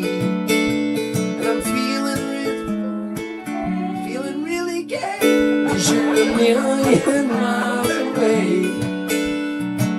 I like saying it because I'm feeling really gay. Just because all the time in those old songs that you would hear, like that were written on Tim Panelli, they go, and I'm gay, I'm happy. And then somehow the word gay just like totally got hijacked. I'm bringing it back. You stabbed me in the heart with a plastic fork. You chewed me up and spit me out like sweet and sour pork. When the waiter brought the bill, you just expected me to pay. You ran out with some movie star and left me here to stay. I'm wondering what the hell I'm supposed to do. I'm sick of love and feel like I got the flu. What the doctor ordered for me is some rejuvenation. I'm gonna send your ass on a Chinese vacation. So far away, I'm sending you away today. Down Beijing way, across the wall you'll join the fray. And I'm feeling really gay. And by gay I mean I want to be with you. You're a million miles away. And then when I was writing, I was like, should I just end it after 2 verses, or should I go all in and write a bridge? I'm gonna write a bridge, and I'll write another verse. Why not? So here's the bridge. On the bridge, a lot of times, if you're in a major key, you could go to a minor key just for the hell of it. So that's what I did. Check this out. I could have been happy just to taking a chance. I'd seduce you, I'd kiss you, and search for romance. I got a chopstick reserved for you deep in my pants. But you sting just like ants. You're making it so hard to dance. I forgot how to do the dance.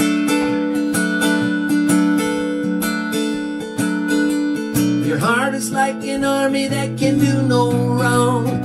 You treat me like a puppet state, I'm just Taiwan. Go ahead and call the guard and call up all of your troops. My tears are just as salty as this wonton soup. My strength is just as limp as a Chinese noodle. What the hell are you trying to feed me? Is it pork or is it poodle? I need a special visa from the United Nations. Gonna send your ass on a Chinese vacation. So far away, I'm sending you away. Down Peking way, across the wall you'll join the fray. And I'm feeling really gay, 'cause I'm a million miles away. But it feels so sad today. like you're a billion miles away.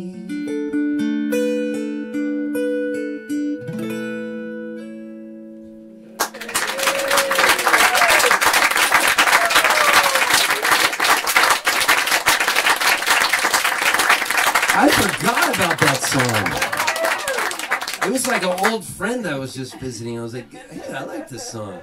Like when I was singing it, I was actually going, hey, that's a pretty good song. I was into it. Sometimes you write a song and you play it so much you forget that you wrote it and it just becomes somebody else's song. Like it's there and you're kind of doing it. But that I was remembering making it up and it was fun. But I don't know. That song's not PC, is it? I realized how sensitive people were getting in the world when somebody got mad at me in that song and told me that it was racist. And I was like, huh? And so, I don't know. I didn't retire the song. Somebody smashed in my van window because of it. There's a lot of people out there that get mad. Like, I can guarantee I will get some sort of hate mail for something. Like my song, Hey God, I'll Trade You Donald Trump for Leonard Cohen. Like, I get, like, hate mail. Like, really mean stuff sent to me. I just kind of shrug it off. I write them back. It's fun to write people back. Like, some people get so mad about stuff. Like, I wrote a song called Chew Your Nipple.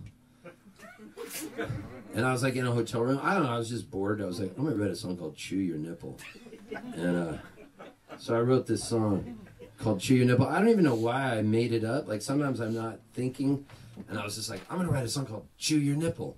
Just because it seems like a cool thing. So I went and played this show in a really posh area of San Diego called La Jolla. And I did this song called Chew Your Nipple for like 800 people. And sure enough, the next day I got the meanest letter from this guy about my song Chew Your Nipple. But I had just written the song and I was like telling the story how I was making up this song called Chew Your Nipple and the housekeeping was waiting to come into my hotel room. And I was like, okay, you could come in. Because they go, we can only give you fresh towels and stuff right now because the wait staff's going to be leaving. So I was like, come on in. I got to just record this song. So I was recording, I'm a Chew Your Nipple. Well, these two ladies were cleaning my room. And I was thinking how weird it was that they were probably listening to me record this song. And the gist of the song is this. It just went, I'ma chew your nipple while I drive in the car. I'ma chew it like a piece of beef jerky. I'ma chew your nipple while I button my shirt. I'ma chew it because I'm feeling kind of quirky. I'ma leave a big hole where your nipple used to be. I'ma beat a big hole in your chest. I'm gonna butterfly bandage that hole upstairs. I'ma make it look like a bird nest. I'ma chew your nipple while I clip my toenails. Chew it while I drink my coffee. I'ma chew your nipple while I rake my leaves. I'ma chew it like a piece of black toffee. I'ma chew your nipple when I go to church. I'ma chew it when I kneel to pray. I'ma chew your nipple when I go to confession. I'll chew your nipple every day.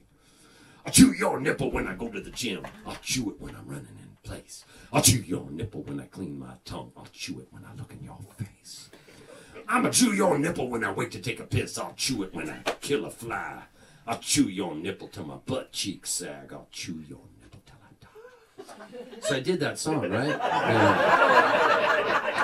So what happened was this guy got so mad at me and it was crazy.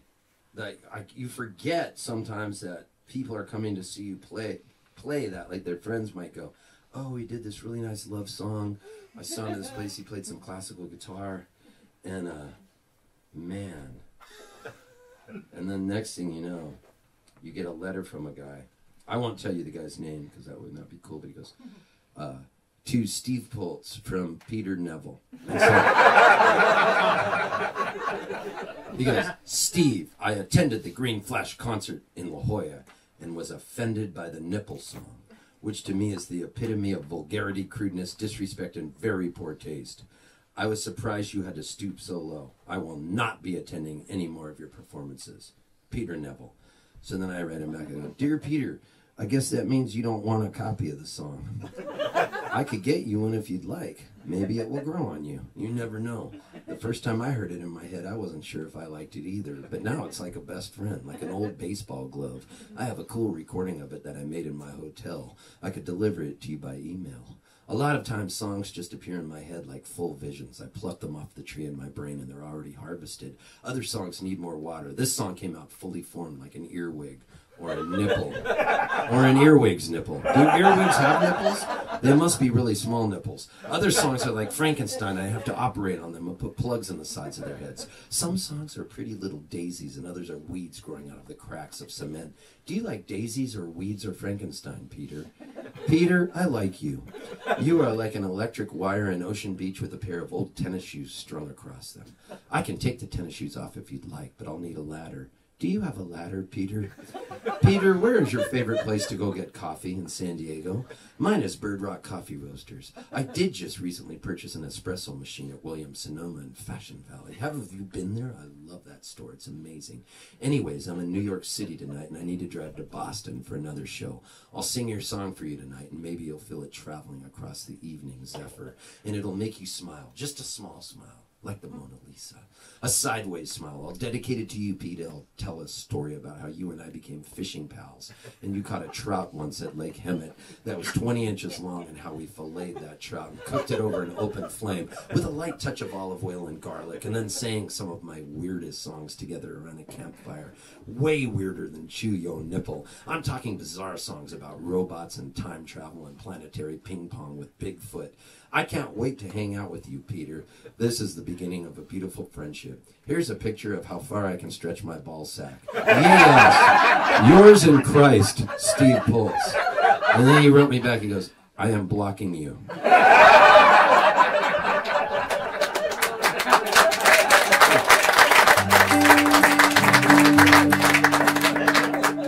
Just making friends.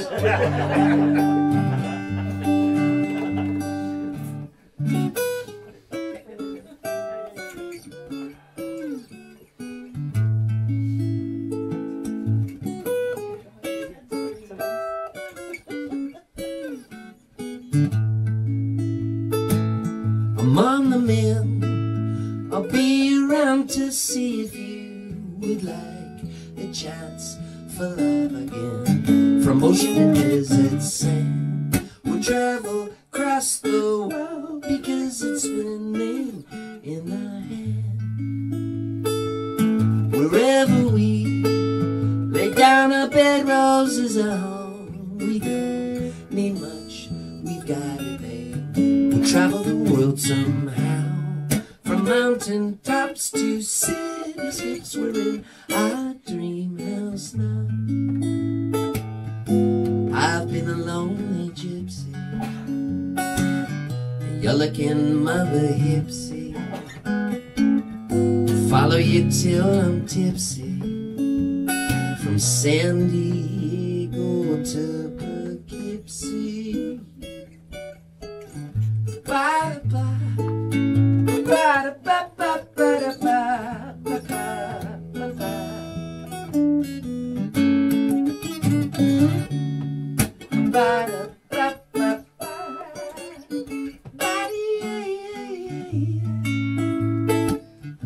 I've been broken hearted.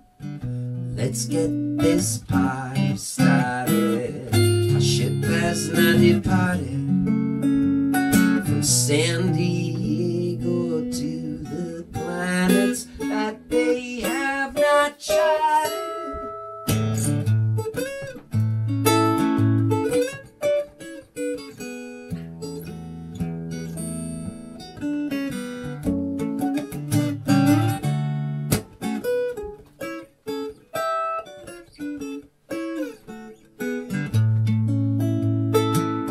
I'm on the mend.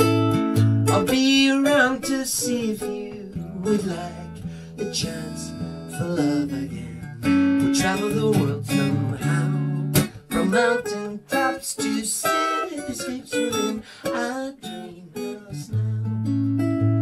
We're in our dream house now. We're in our dream house.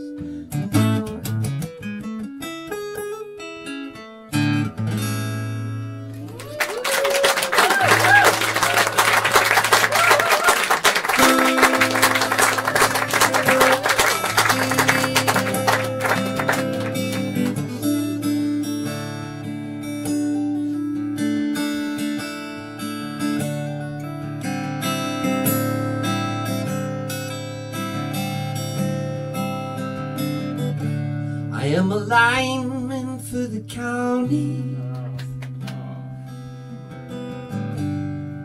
and I drive the main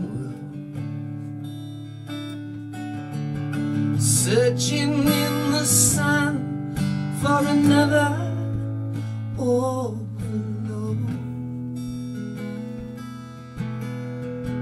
I hear you singing through the wire,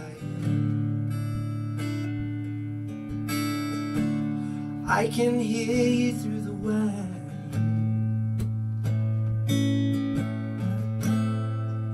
And the Wichita lineman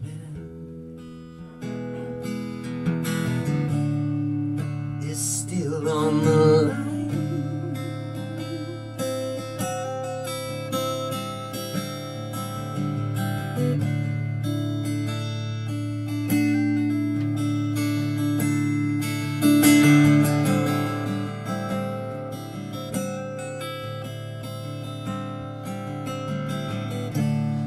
I need a small vacation,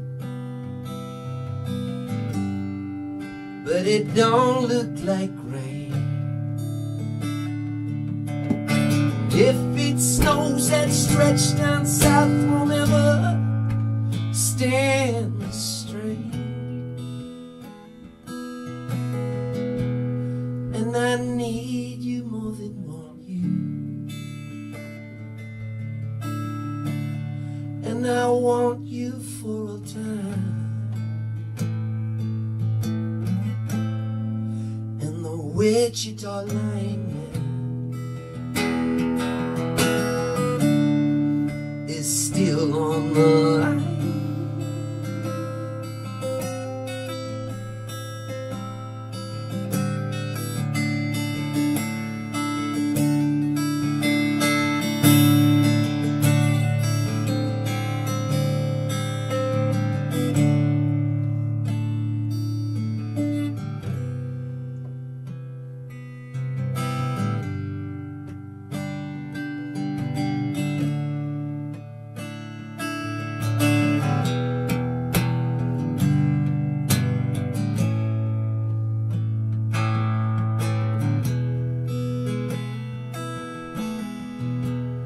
And I need you more than want you, and I want you for all time. And the Wichita lineman is still on the line.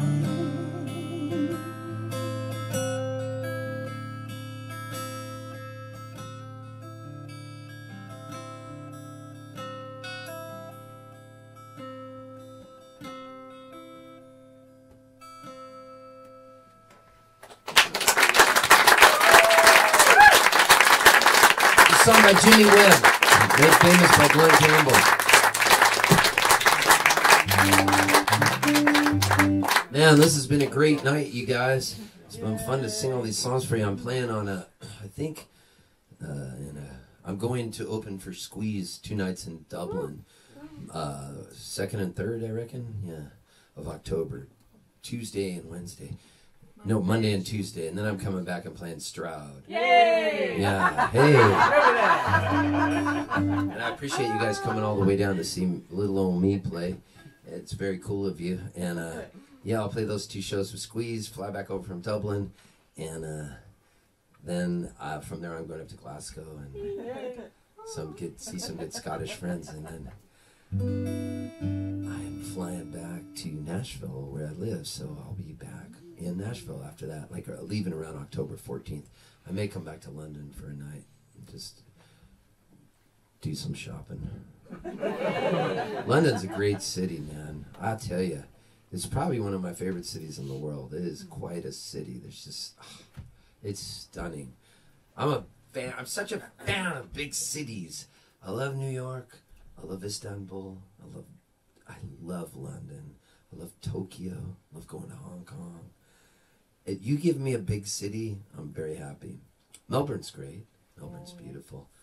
Oh, man. So, yeah, Dino, our buddy Dino lives in Melbourne.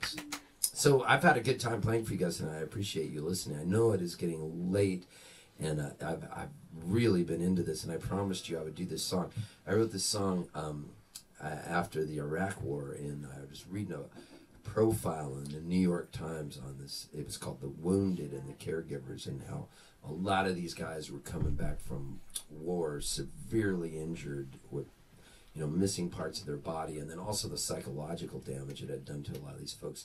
So this guy was kind of telling his story, and I wrote this song for this guy. I've never met him or anything, but I just wanted to write his story. And he was from Tupelo, Mississippi, and this is called Street Fighter's Face.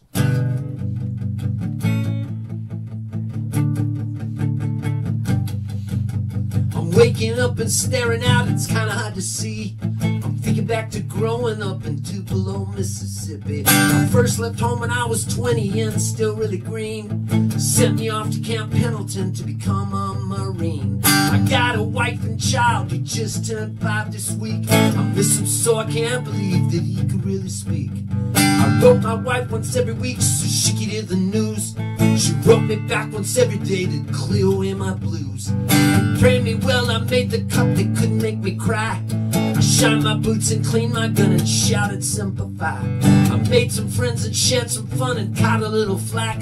With a swagger and a prayer we flew into Iraq. Swagger and a prayer we flew into Iraq. Tonight I wonder what I'm doing in this place. Hard to sleep, there's too much noise, I'm afraid I fall from grace. CO says, don't worry son, just keep up the pace.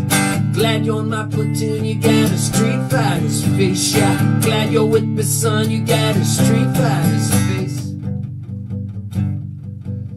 The man said mission accomplished. On TV we'd won the war. Celebrated a new life, we opened a new door. We drank some beers and danced a bit, and then we drank some more. But once I finally fell asleep, I passed out on the floor. For weeks we cruised the streets, they said that we were not done. Sun so hot my clothes were wet, we're always on the run. We cruised Fallujah in our Jeep, just me and my 3 friends. A roadside bomb blew us to hell and made the metal bend. I woke up in Bethesda on a hospital bed. They finally broke the news to me that all my friends are dead. My legs are gone and I can't feel a thing on my face. And I don't even look like me, a monster took my place. Times at night I wonder what I'm doing in this place. It's hard to sleep, there's too much noise, I'm afraid I fell from grace. CO says, don't worry son, just keep up the pace. Glad you're in my platoon, you got a street fighter's face. Yeah, glad you're with me son, you got a street fighter's face. My wife don't come around much, she found a new man. And I can't really blame her, I don't feel I'm worth a damn. I stay in most nights with a bottle to wind down. Sometimes I try to smile, but mostly I just frown.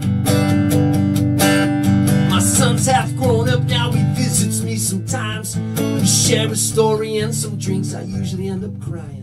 He pushes me in my wheelchair outside for a walk. When people see my face, they always turn away in shock. I wonder what we fought for and if it was a lie. I pray to God for my dead friends, I still say Simplify. I wish that I could just go back or somehow hit a race. It's just me all alone with my street fighter's face. Times at night I wonder what I'm doing in this place. Hard to sleep, there's too much noise, I'm afraid I fell from grace. CO says, don't worry son, just keep up the pace. I'm glad you're in my platoon, you got a street fighter's face. Yeah, serve your country well with your street fighter's face. I'm waking up and staring out, it's kinda hard to see. I'm thinking back to growing up in Tupelo, Mississippi.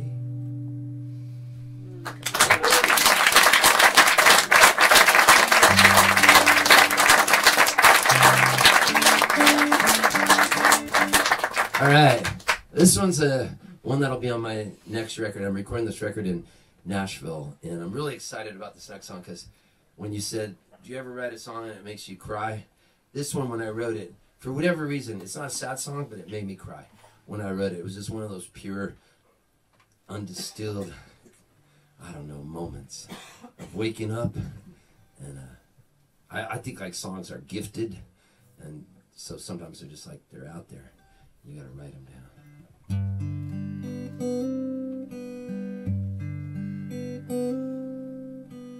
Caramel sky painted across the clouds. Somebody's struggling, but everyone's allowed. And if you're gonna reach for the stars. Pack yourself a lunch and some antique jars. Celebrate your fears, celebrate your scars. You've earned every one. You're a shiny old car. Shine on, shine on, shine on. You got the Mercedes covered up with rust. Champagne fizz from the boom to the bust. From a faraway farm to the California gold. Chasing down a dream you just can't be sold. Celebrate life, let it all fall free. Kick off your shoes and wiggle your feet. And shine on, shine on, shine on.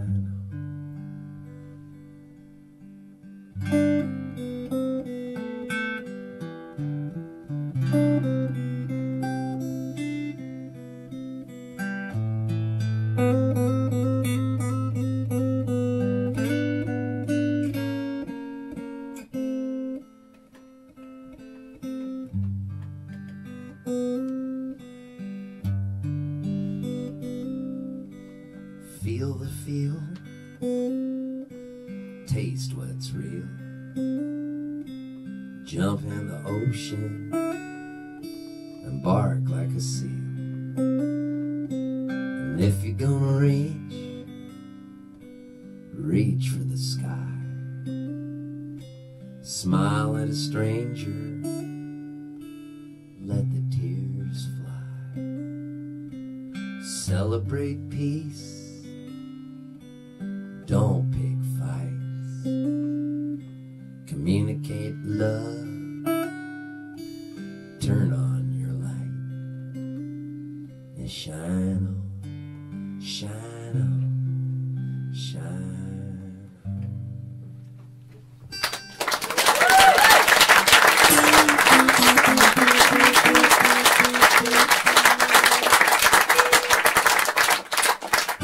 Well, okay.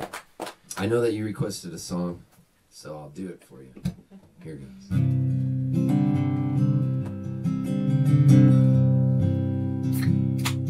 May God bless and keep you always. May your wishes all come true.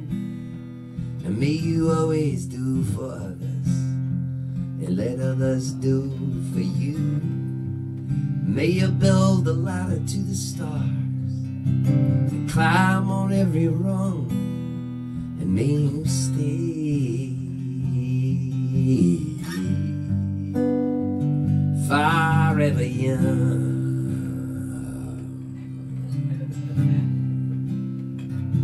Forever young,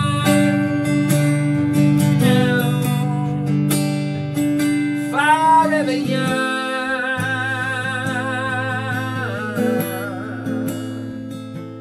May you stay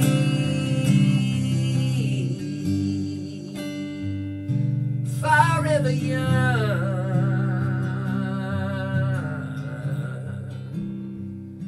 When Dylan wrote this song, I know he never said this, but I know he wrote this verse for Nelson Mandela. Like, it's never been written anywhere, but in my mind I've made it up, so it's true. Because the words of this second verse they're for Nelson. May you grow up to be righteous. May you grow up to be true. And may you always know the truth.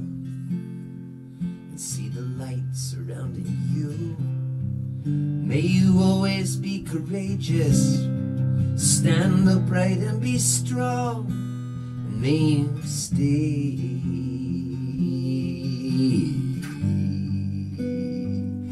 forever young.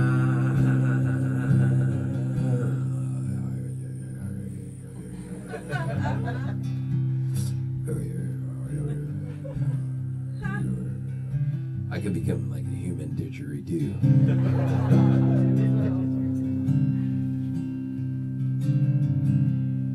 May your hands always be busy, may your feet always be swift, may you have a strong foundation when the winds of change shift, and may your heart always be joyful, may your song always be sung, may you stay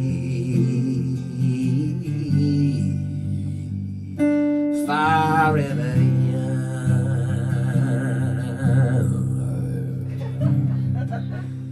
forever young.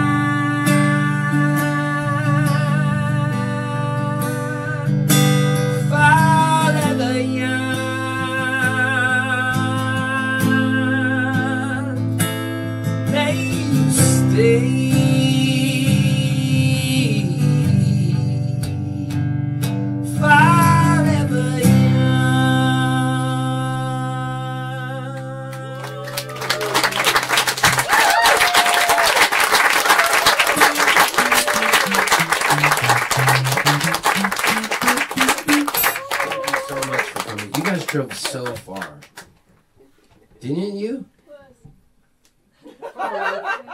Kinda. I love you for doing that. It's good to see you after all this time. You guys have been such a cool audience, man. And Simon Snip turned film this show, so I don't know, man. Maybe if you filmed it, I don't know if it'll be up somewhere. But maybe it won't. Who knows? Maybe he just keeps it for his own. But anyways, it has been cool, and I just want to say, like, I joked around a lot tonight, but I do mean it when I say that I love you guys and that it was an honor to be able to play for you. And I only say that once, so I'll say it and get it off my chest. So thank you. Thank you.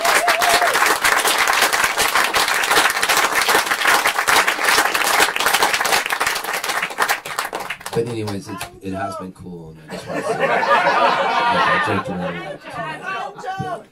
Angel, cheers, boss. Guys, once, so I'll say it and get it off my chest. So thank you very much. Thank you. But anyways, it has been cool, and I just want to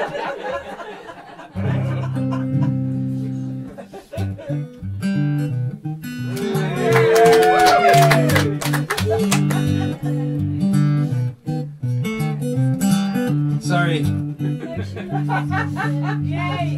Hand job on a church bus? Really? Got a hand job on a church bus, that one? Coming home from a retreat. I feel bad singing this one. Were you thinking it was a different song? Oh, Cold German. Both of them. I don't know Cold German anymore, but I have the words. And we all know how good Doiv is at holding them, so. Cold German. Let me do a search. Cold Getman. Cold German. Oh, here it is. It had the similar, you got good ears because it went from the G to the B, except this one was capoed on the 7th fret. But basically,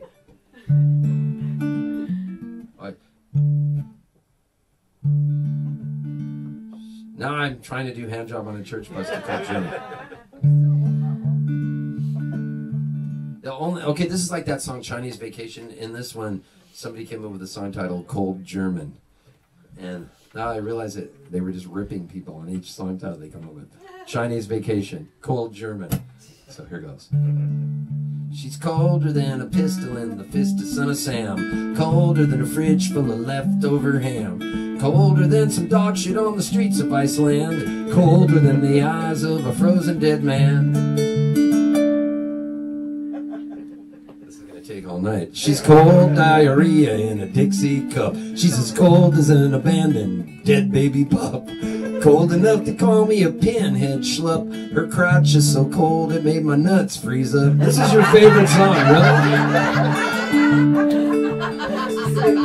Parenting 101. The family treats me just like I'm some sort of vermin. I'm working my way back into the heart of the cold, cold German. I park outside her window, but she's just a mirage. I love you, leave my mouth in a verbal barrage. I hate you, I love you, I hate of you, it's true. I love you, I hate you, I low-hate you, I do. She's colder than the ice storm branches of a tree. Colder than Fargo, colder than me. Colder than the microscopic teeth of a flea. Colder than a serial killer's screams of glee. She's so cold, her tits are like snow cones. Come on, everyone! They turn my thumbs and fingers into 10 frozen bones. She's so cold, her eyes are petrified stones. She screwed every single friend of mine in every time zone.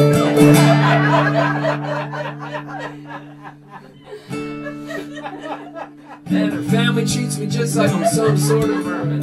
I'm working my way back into the heart of the cold, cold German. I park outside her window, but she's just a mirage. I love you, leave my mouth in a verbal barrage. I hate you, I love you, I hate of you, it's true. I love you, I hate you, I low-hate you, I do. She's cold as a winter's day deep in the Ukraine. Cold as the symbols in a chemical chain. Cold as a man who's gone completely insane. Cold as Richard Nixon at the height of his reign. She keeps her heart in the icebox of a frozen beer glass. She's colder than the mouth of a spotted black bass. Colder than a cop with a can of tear gas. Colder than the ice cubes that she shoved up my ass. Her family treats me just like I'm some sort of vermin. I'm working my way back into the heart of the cold, cold German. I park outside the window that she's just a vermin. I hate you, I love you, I hate of you, it's true. I love you, I hate you, I low-hate you, I do.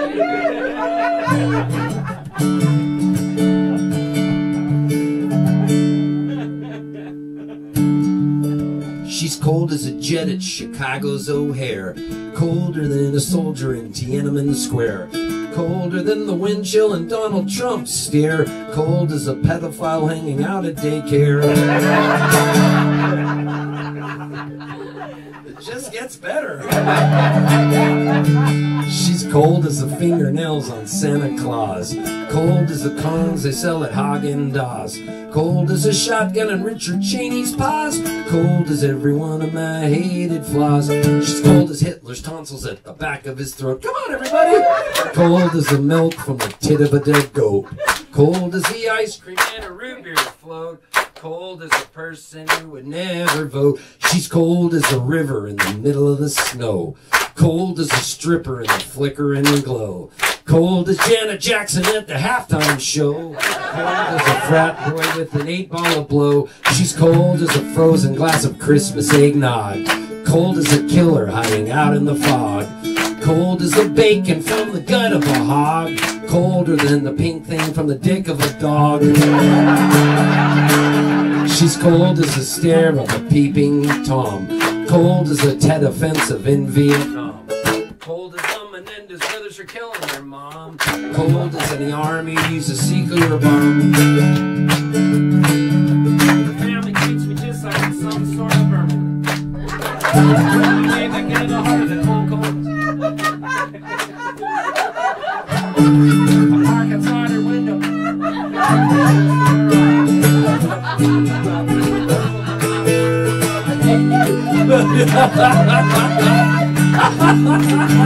Oh, culture!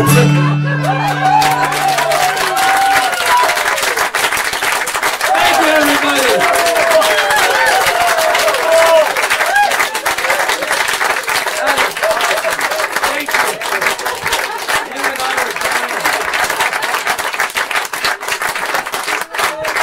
Oh man, I don't know where the whole tongue thing came from.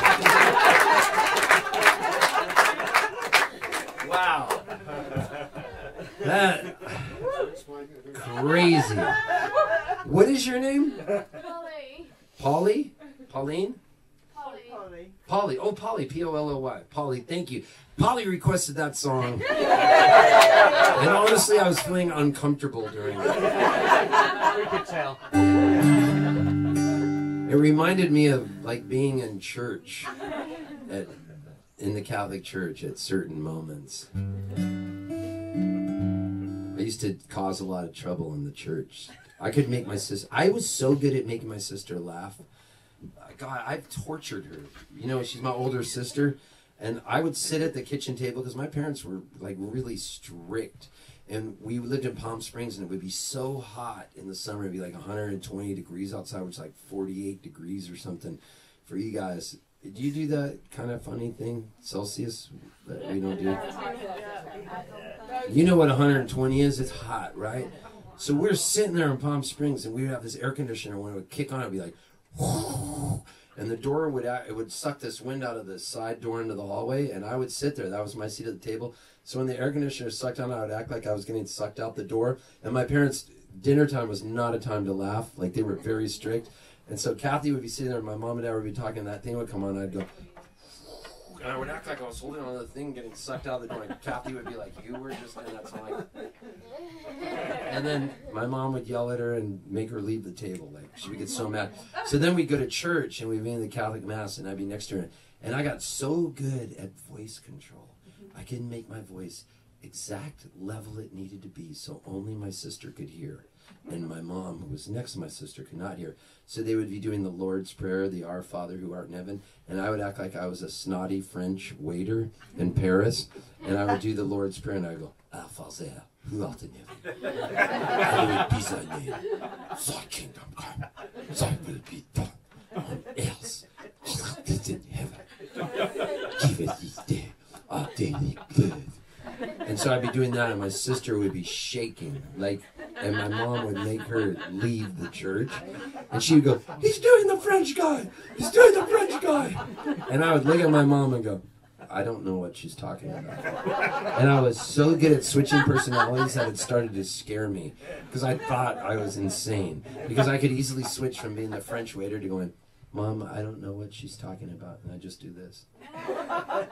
It was so evil. And Kathy would get, my mom would grab her by the ear and move her over to the other side. And she'd be like this. Like secretly flipping mouth over there. And then somehow I could lean back, because I'd be by my mom, and I could go like this in my hand, and I'd go, Lord, I am not ready to receive you, but only say the word, and I shall be healed. It was awesome. What does that say about me? So anyways, thank you so much. This has been fun. I'm tired. It's gotta be late, you guys. No, clocks went back an hour, actually. No, they did. Yeah, they kind of do. Is it turn back clock time? It's full, they've gone back an hour. 2 o'clock. Oh, he didn't.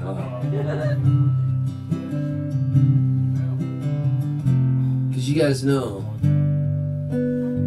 when I went to Catholic school, it was crazy. I was crossing the street and a fly landed on my head. I was next to all these Girl Scouts, and I thought it was a fly, but it was a wasp, and I slapped my hand down on it, and it stung me. They pulled an inch-long stinger out of my skull. And I was allergic, and I broke out in hives. And the nuns took me into the convent. And they gave me some Benadryl, allergy medication. And I fell asleep on a cot inside the convent with all the nuns singing songs to me in Latin. And when I woke up, my mom was there.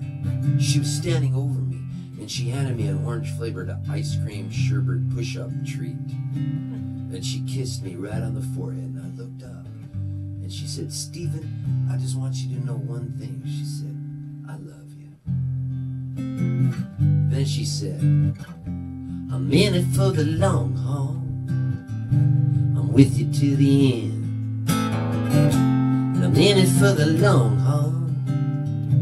You'll always be my friend. Years and years and years later, I went away to college to the University of San Diego. I studied political science and Spanish. So I knew I wouldn't have a job, but at least I'd know why.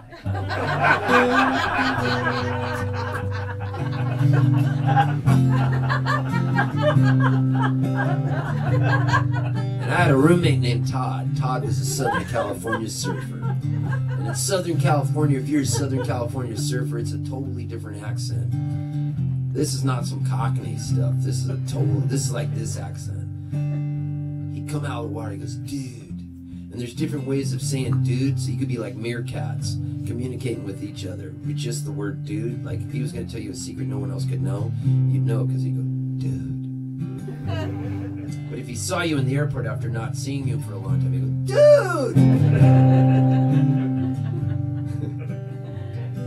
dude! If somebody in the car,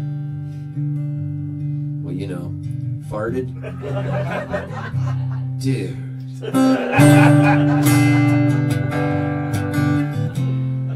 If he blew off one of his fingers with a firework down in Mexico, in Tijuana, dude!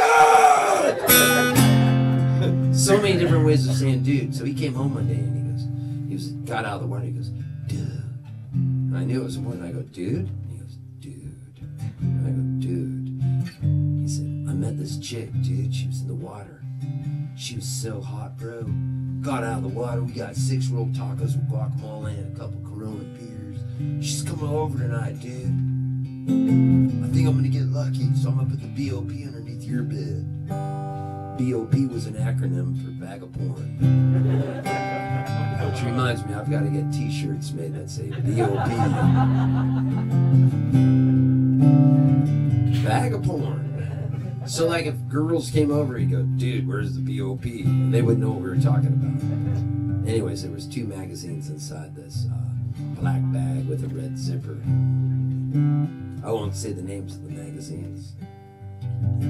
Unless you want me to. Yeah. It's officially Sunday. Okay, I won't. Slick Slots and Prison Pussy. Okay. So he goes, dude, I'm gonna put the B.O.P. underneath your bed. I said, please don't put the B.O.P. underneath my bed. What if I go out tonight and my lungs collapse and I'm rushed to the hospital in an ambulance? My parents will be called down to the hospital and they might come over to the room to get my stuff. And they'll see the B.O.P. underneath my bed and they'll think Slick Slots and Prison Pussy belong to me. And they'll go, you do, look at him, dude. I go, please don't put the B.O.P. underneath my bed, but he did. And that night I went out and my lung collapsed. Spontaneous pneumothorax. I was rushed to the hospital in an ambulance. When I got to the hospital, the doctor came out and he was a Southern California surfer doctor and he looked at the x-rays and he goes, dude. I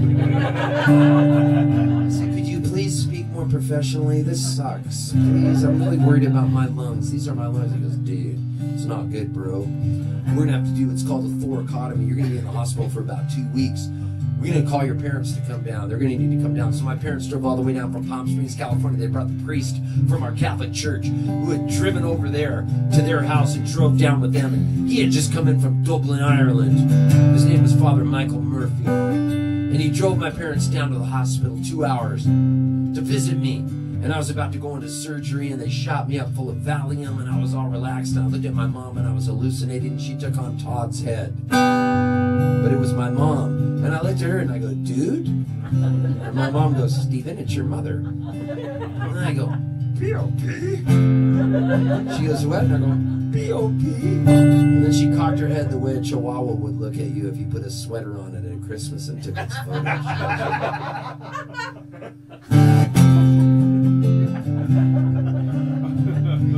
So as they wheeled me into surgery, I sat up like a mummy. And I went, B.O.P. And I saw Todd's eyes get all wide. Well, I woke up in intensive care and I was like a lizard because my mouth was so dry and they wouldn't give me any water. They just dabbed my tongue with a cotton swab dipped in lemon water. And I was going, kind of like what I was doing there, but not as sexy. So the priest looked down at me and I go, B.O.P. Father. And he goes, drop the P, Stephen, drop the P. And I looked at my mom, I said, bag of porn. She said, you can't have any corn, no solid foods. Finally, I became the exorcist, and I looked at them both. Get the fucking bag of porn out from the goddamn bed. Slick swabs, prison pussy.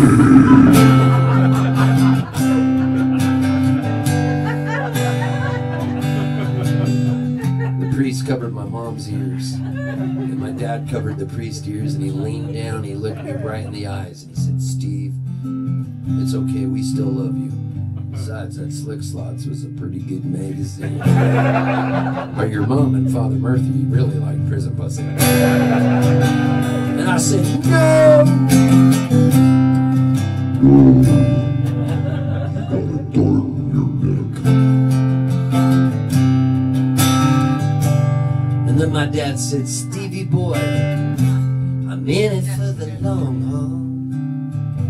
I'm with you to the end. I'm in it for the long haul. You'll always be my friend. Now as I stand here in the kiln, I can only think of one thing. I can only think of love, love, love, love, love, love. I think of all the songs I played tonight. I think of Shine On. I think of Cold German. I think of all the other songs I sang for you folks. I think of all the chili you guys ate. And on the drive home, you're gonna be looking at each other going, dude.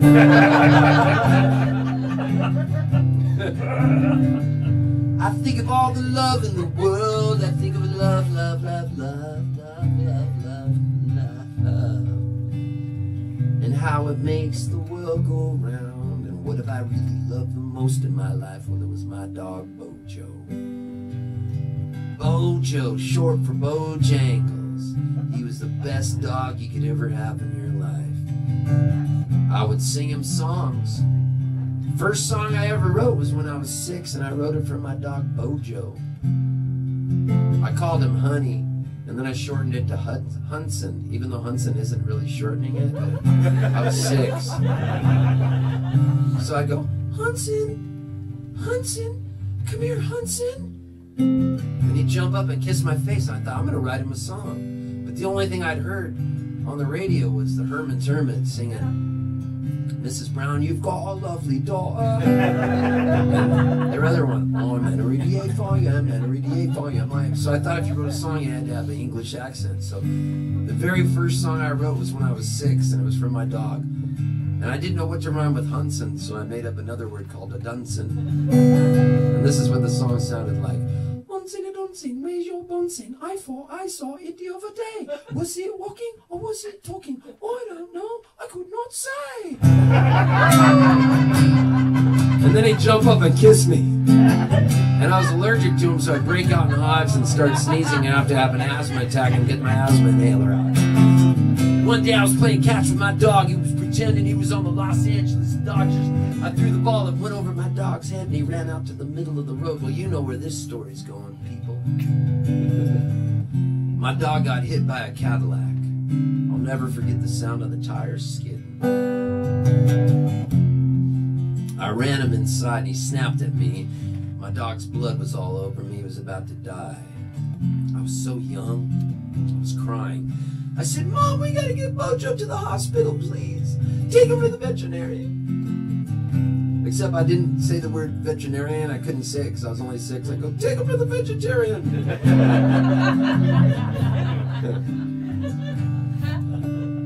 And my mom got in the car, and she would always smoke with all the windows up. It was the 60s. Like, nobody got in the memo yet. So we got in the car. I was like, should I put on the seatbelt? And she goes, no. You don't need a seatbelt. So I sat in the front seat with my dog bleeding all over me. My mom lit up a cigarette. I couldn't breathe because I had asthma. I was like, I rolled down the window. She goes, it's cold outside. Roll up the windows. She drove, and then some young punk cut us off in his car. My mom haunted him, and this guy flipped my mom off. I've never forgotten that. I looked at my mom, my Catholic mom, And she, at that moment, made me so proud because she honked back at him, and with the cigarette dangling out of her mouth, she flipped him off back, but she didn't even know what finger to use, and she used this finger. The cigarette. So I want a statue of my mom built one day when she passes away of her like this. Like how they have the ones of Winston Churchill and stuff, you know? I want one of my mom flipping somebody off with the wrong finger with a cigarette. So anyways, they took my dog in for surgery, and the vet said, dude, it doesn't look good. And I said, please fix Bojo, please. Please. If you can fix him, I'll play the Kiln. And my mom was like, okay, you're starting to scare me now. What are you talking about? And I go, well, there's this place, Mom, in 2017 I'm going to play that's called the Kiln. She goes, Steve, it's 1966. You're 6 years old. Yeah, but Mom, there's this place I'm going to play that's called the Kiln, and I've written a bunch of songs. She goes, you're really scaring me. And I said, I become unstuck in time, Mom. I'm like Billy Pilgrim in the book Slaughterhouse-Five by Kurt Vonnegut. She goes, that book's not even out yet. Then I looked at her and I go, Marty, get my flux capacitor. I've got to get back to the future. She said, I don't know what you're talking about. And then I said, this is good weed, man. Finally, the veterinarian came out and he goes, Steve Poltz, dude, your dog Bojo, he's gonna live! Oh my God. I looked at that doctor as a 6-year-old. I go, why the fuck are you fucking with me with these little jokes, motherfucker? My mom looked at me and she goes,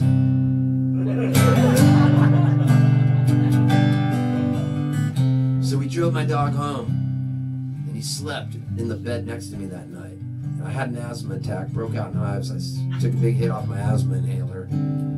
Before I went to sleep, my dog had bandages all over him. And I go, Bojo, I just want you to know that I love you. I love you. And my dog lifted his little weak head up and he looked at me and he goes, I love you too. And I said, you can talk? And he goes, this is good weed, man. Don't forget to play the Kiln.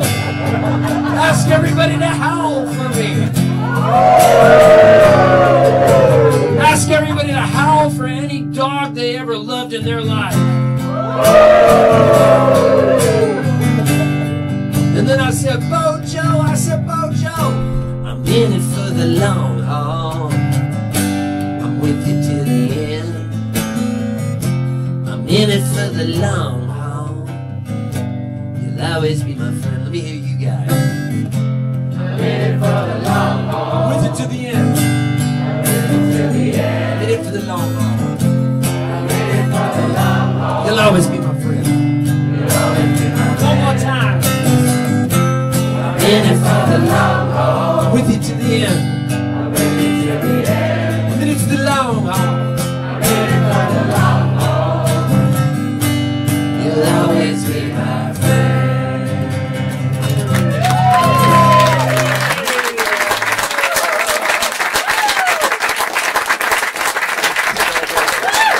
Best crowd ever.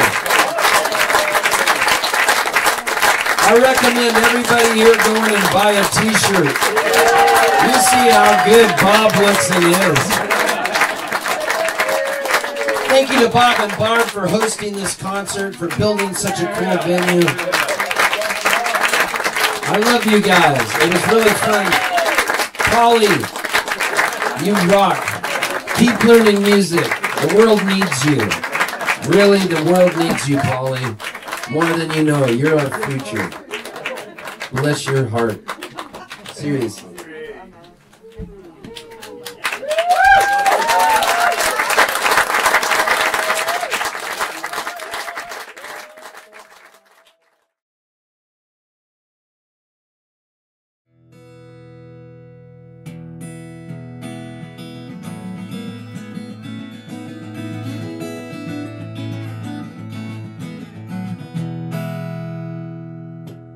1, 2. Boom. Let's see if this works.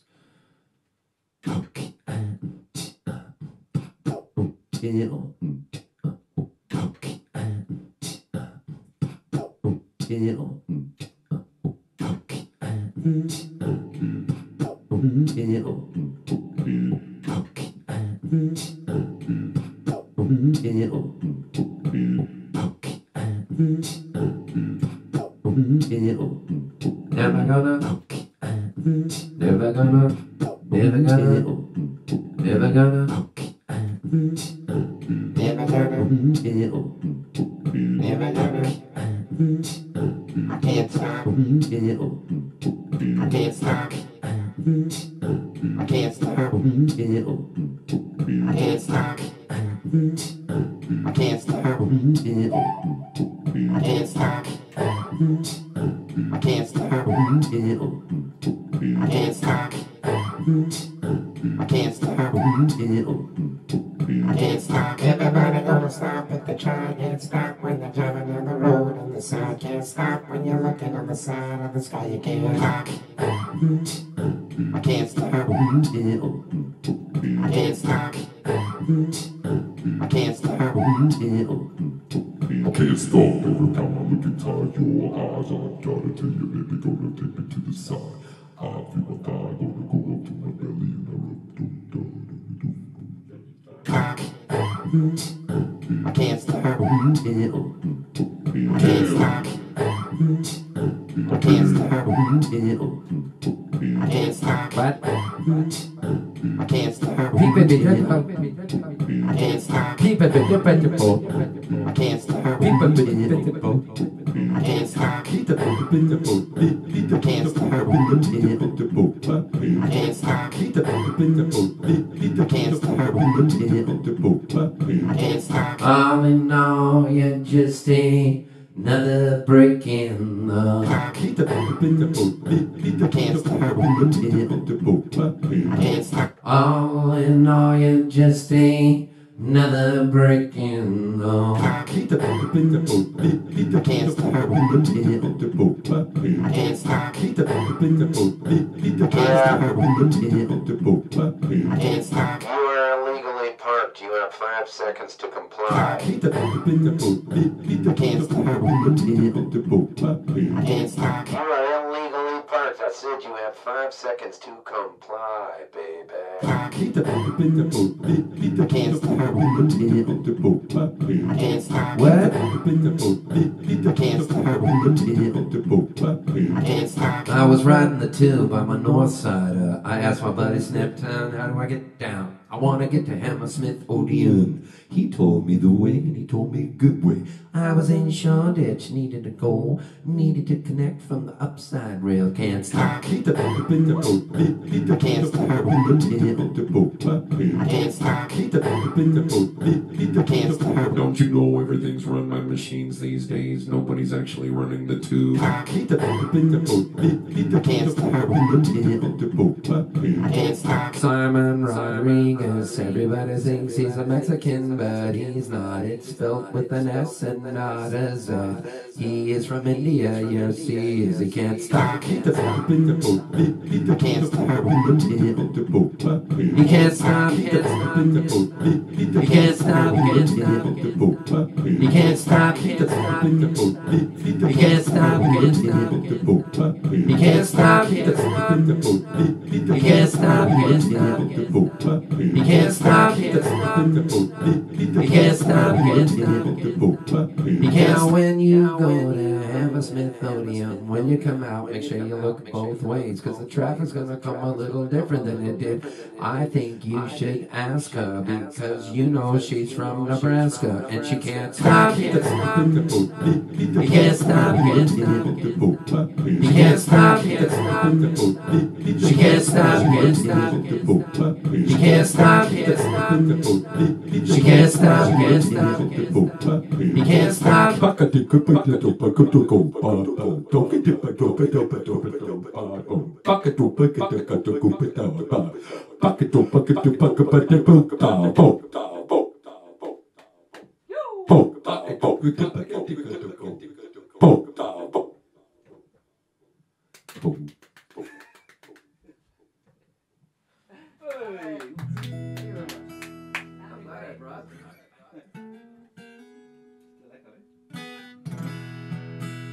Now it's good. Sounds good in here, right?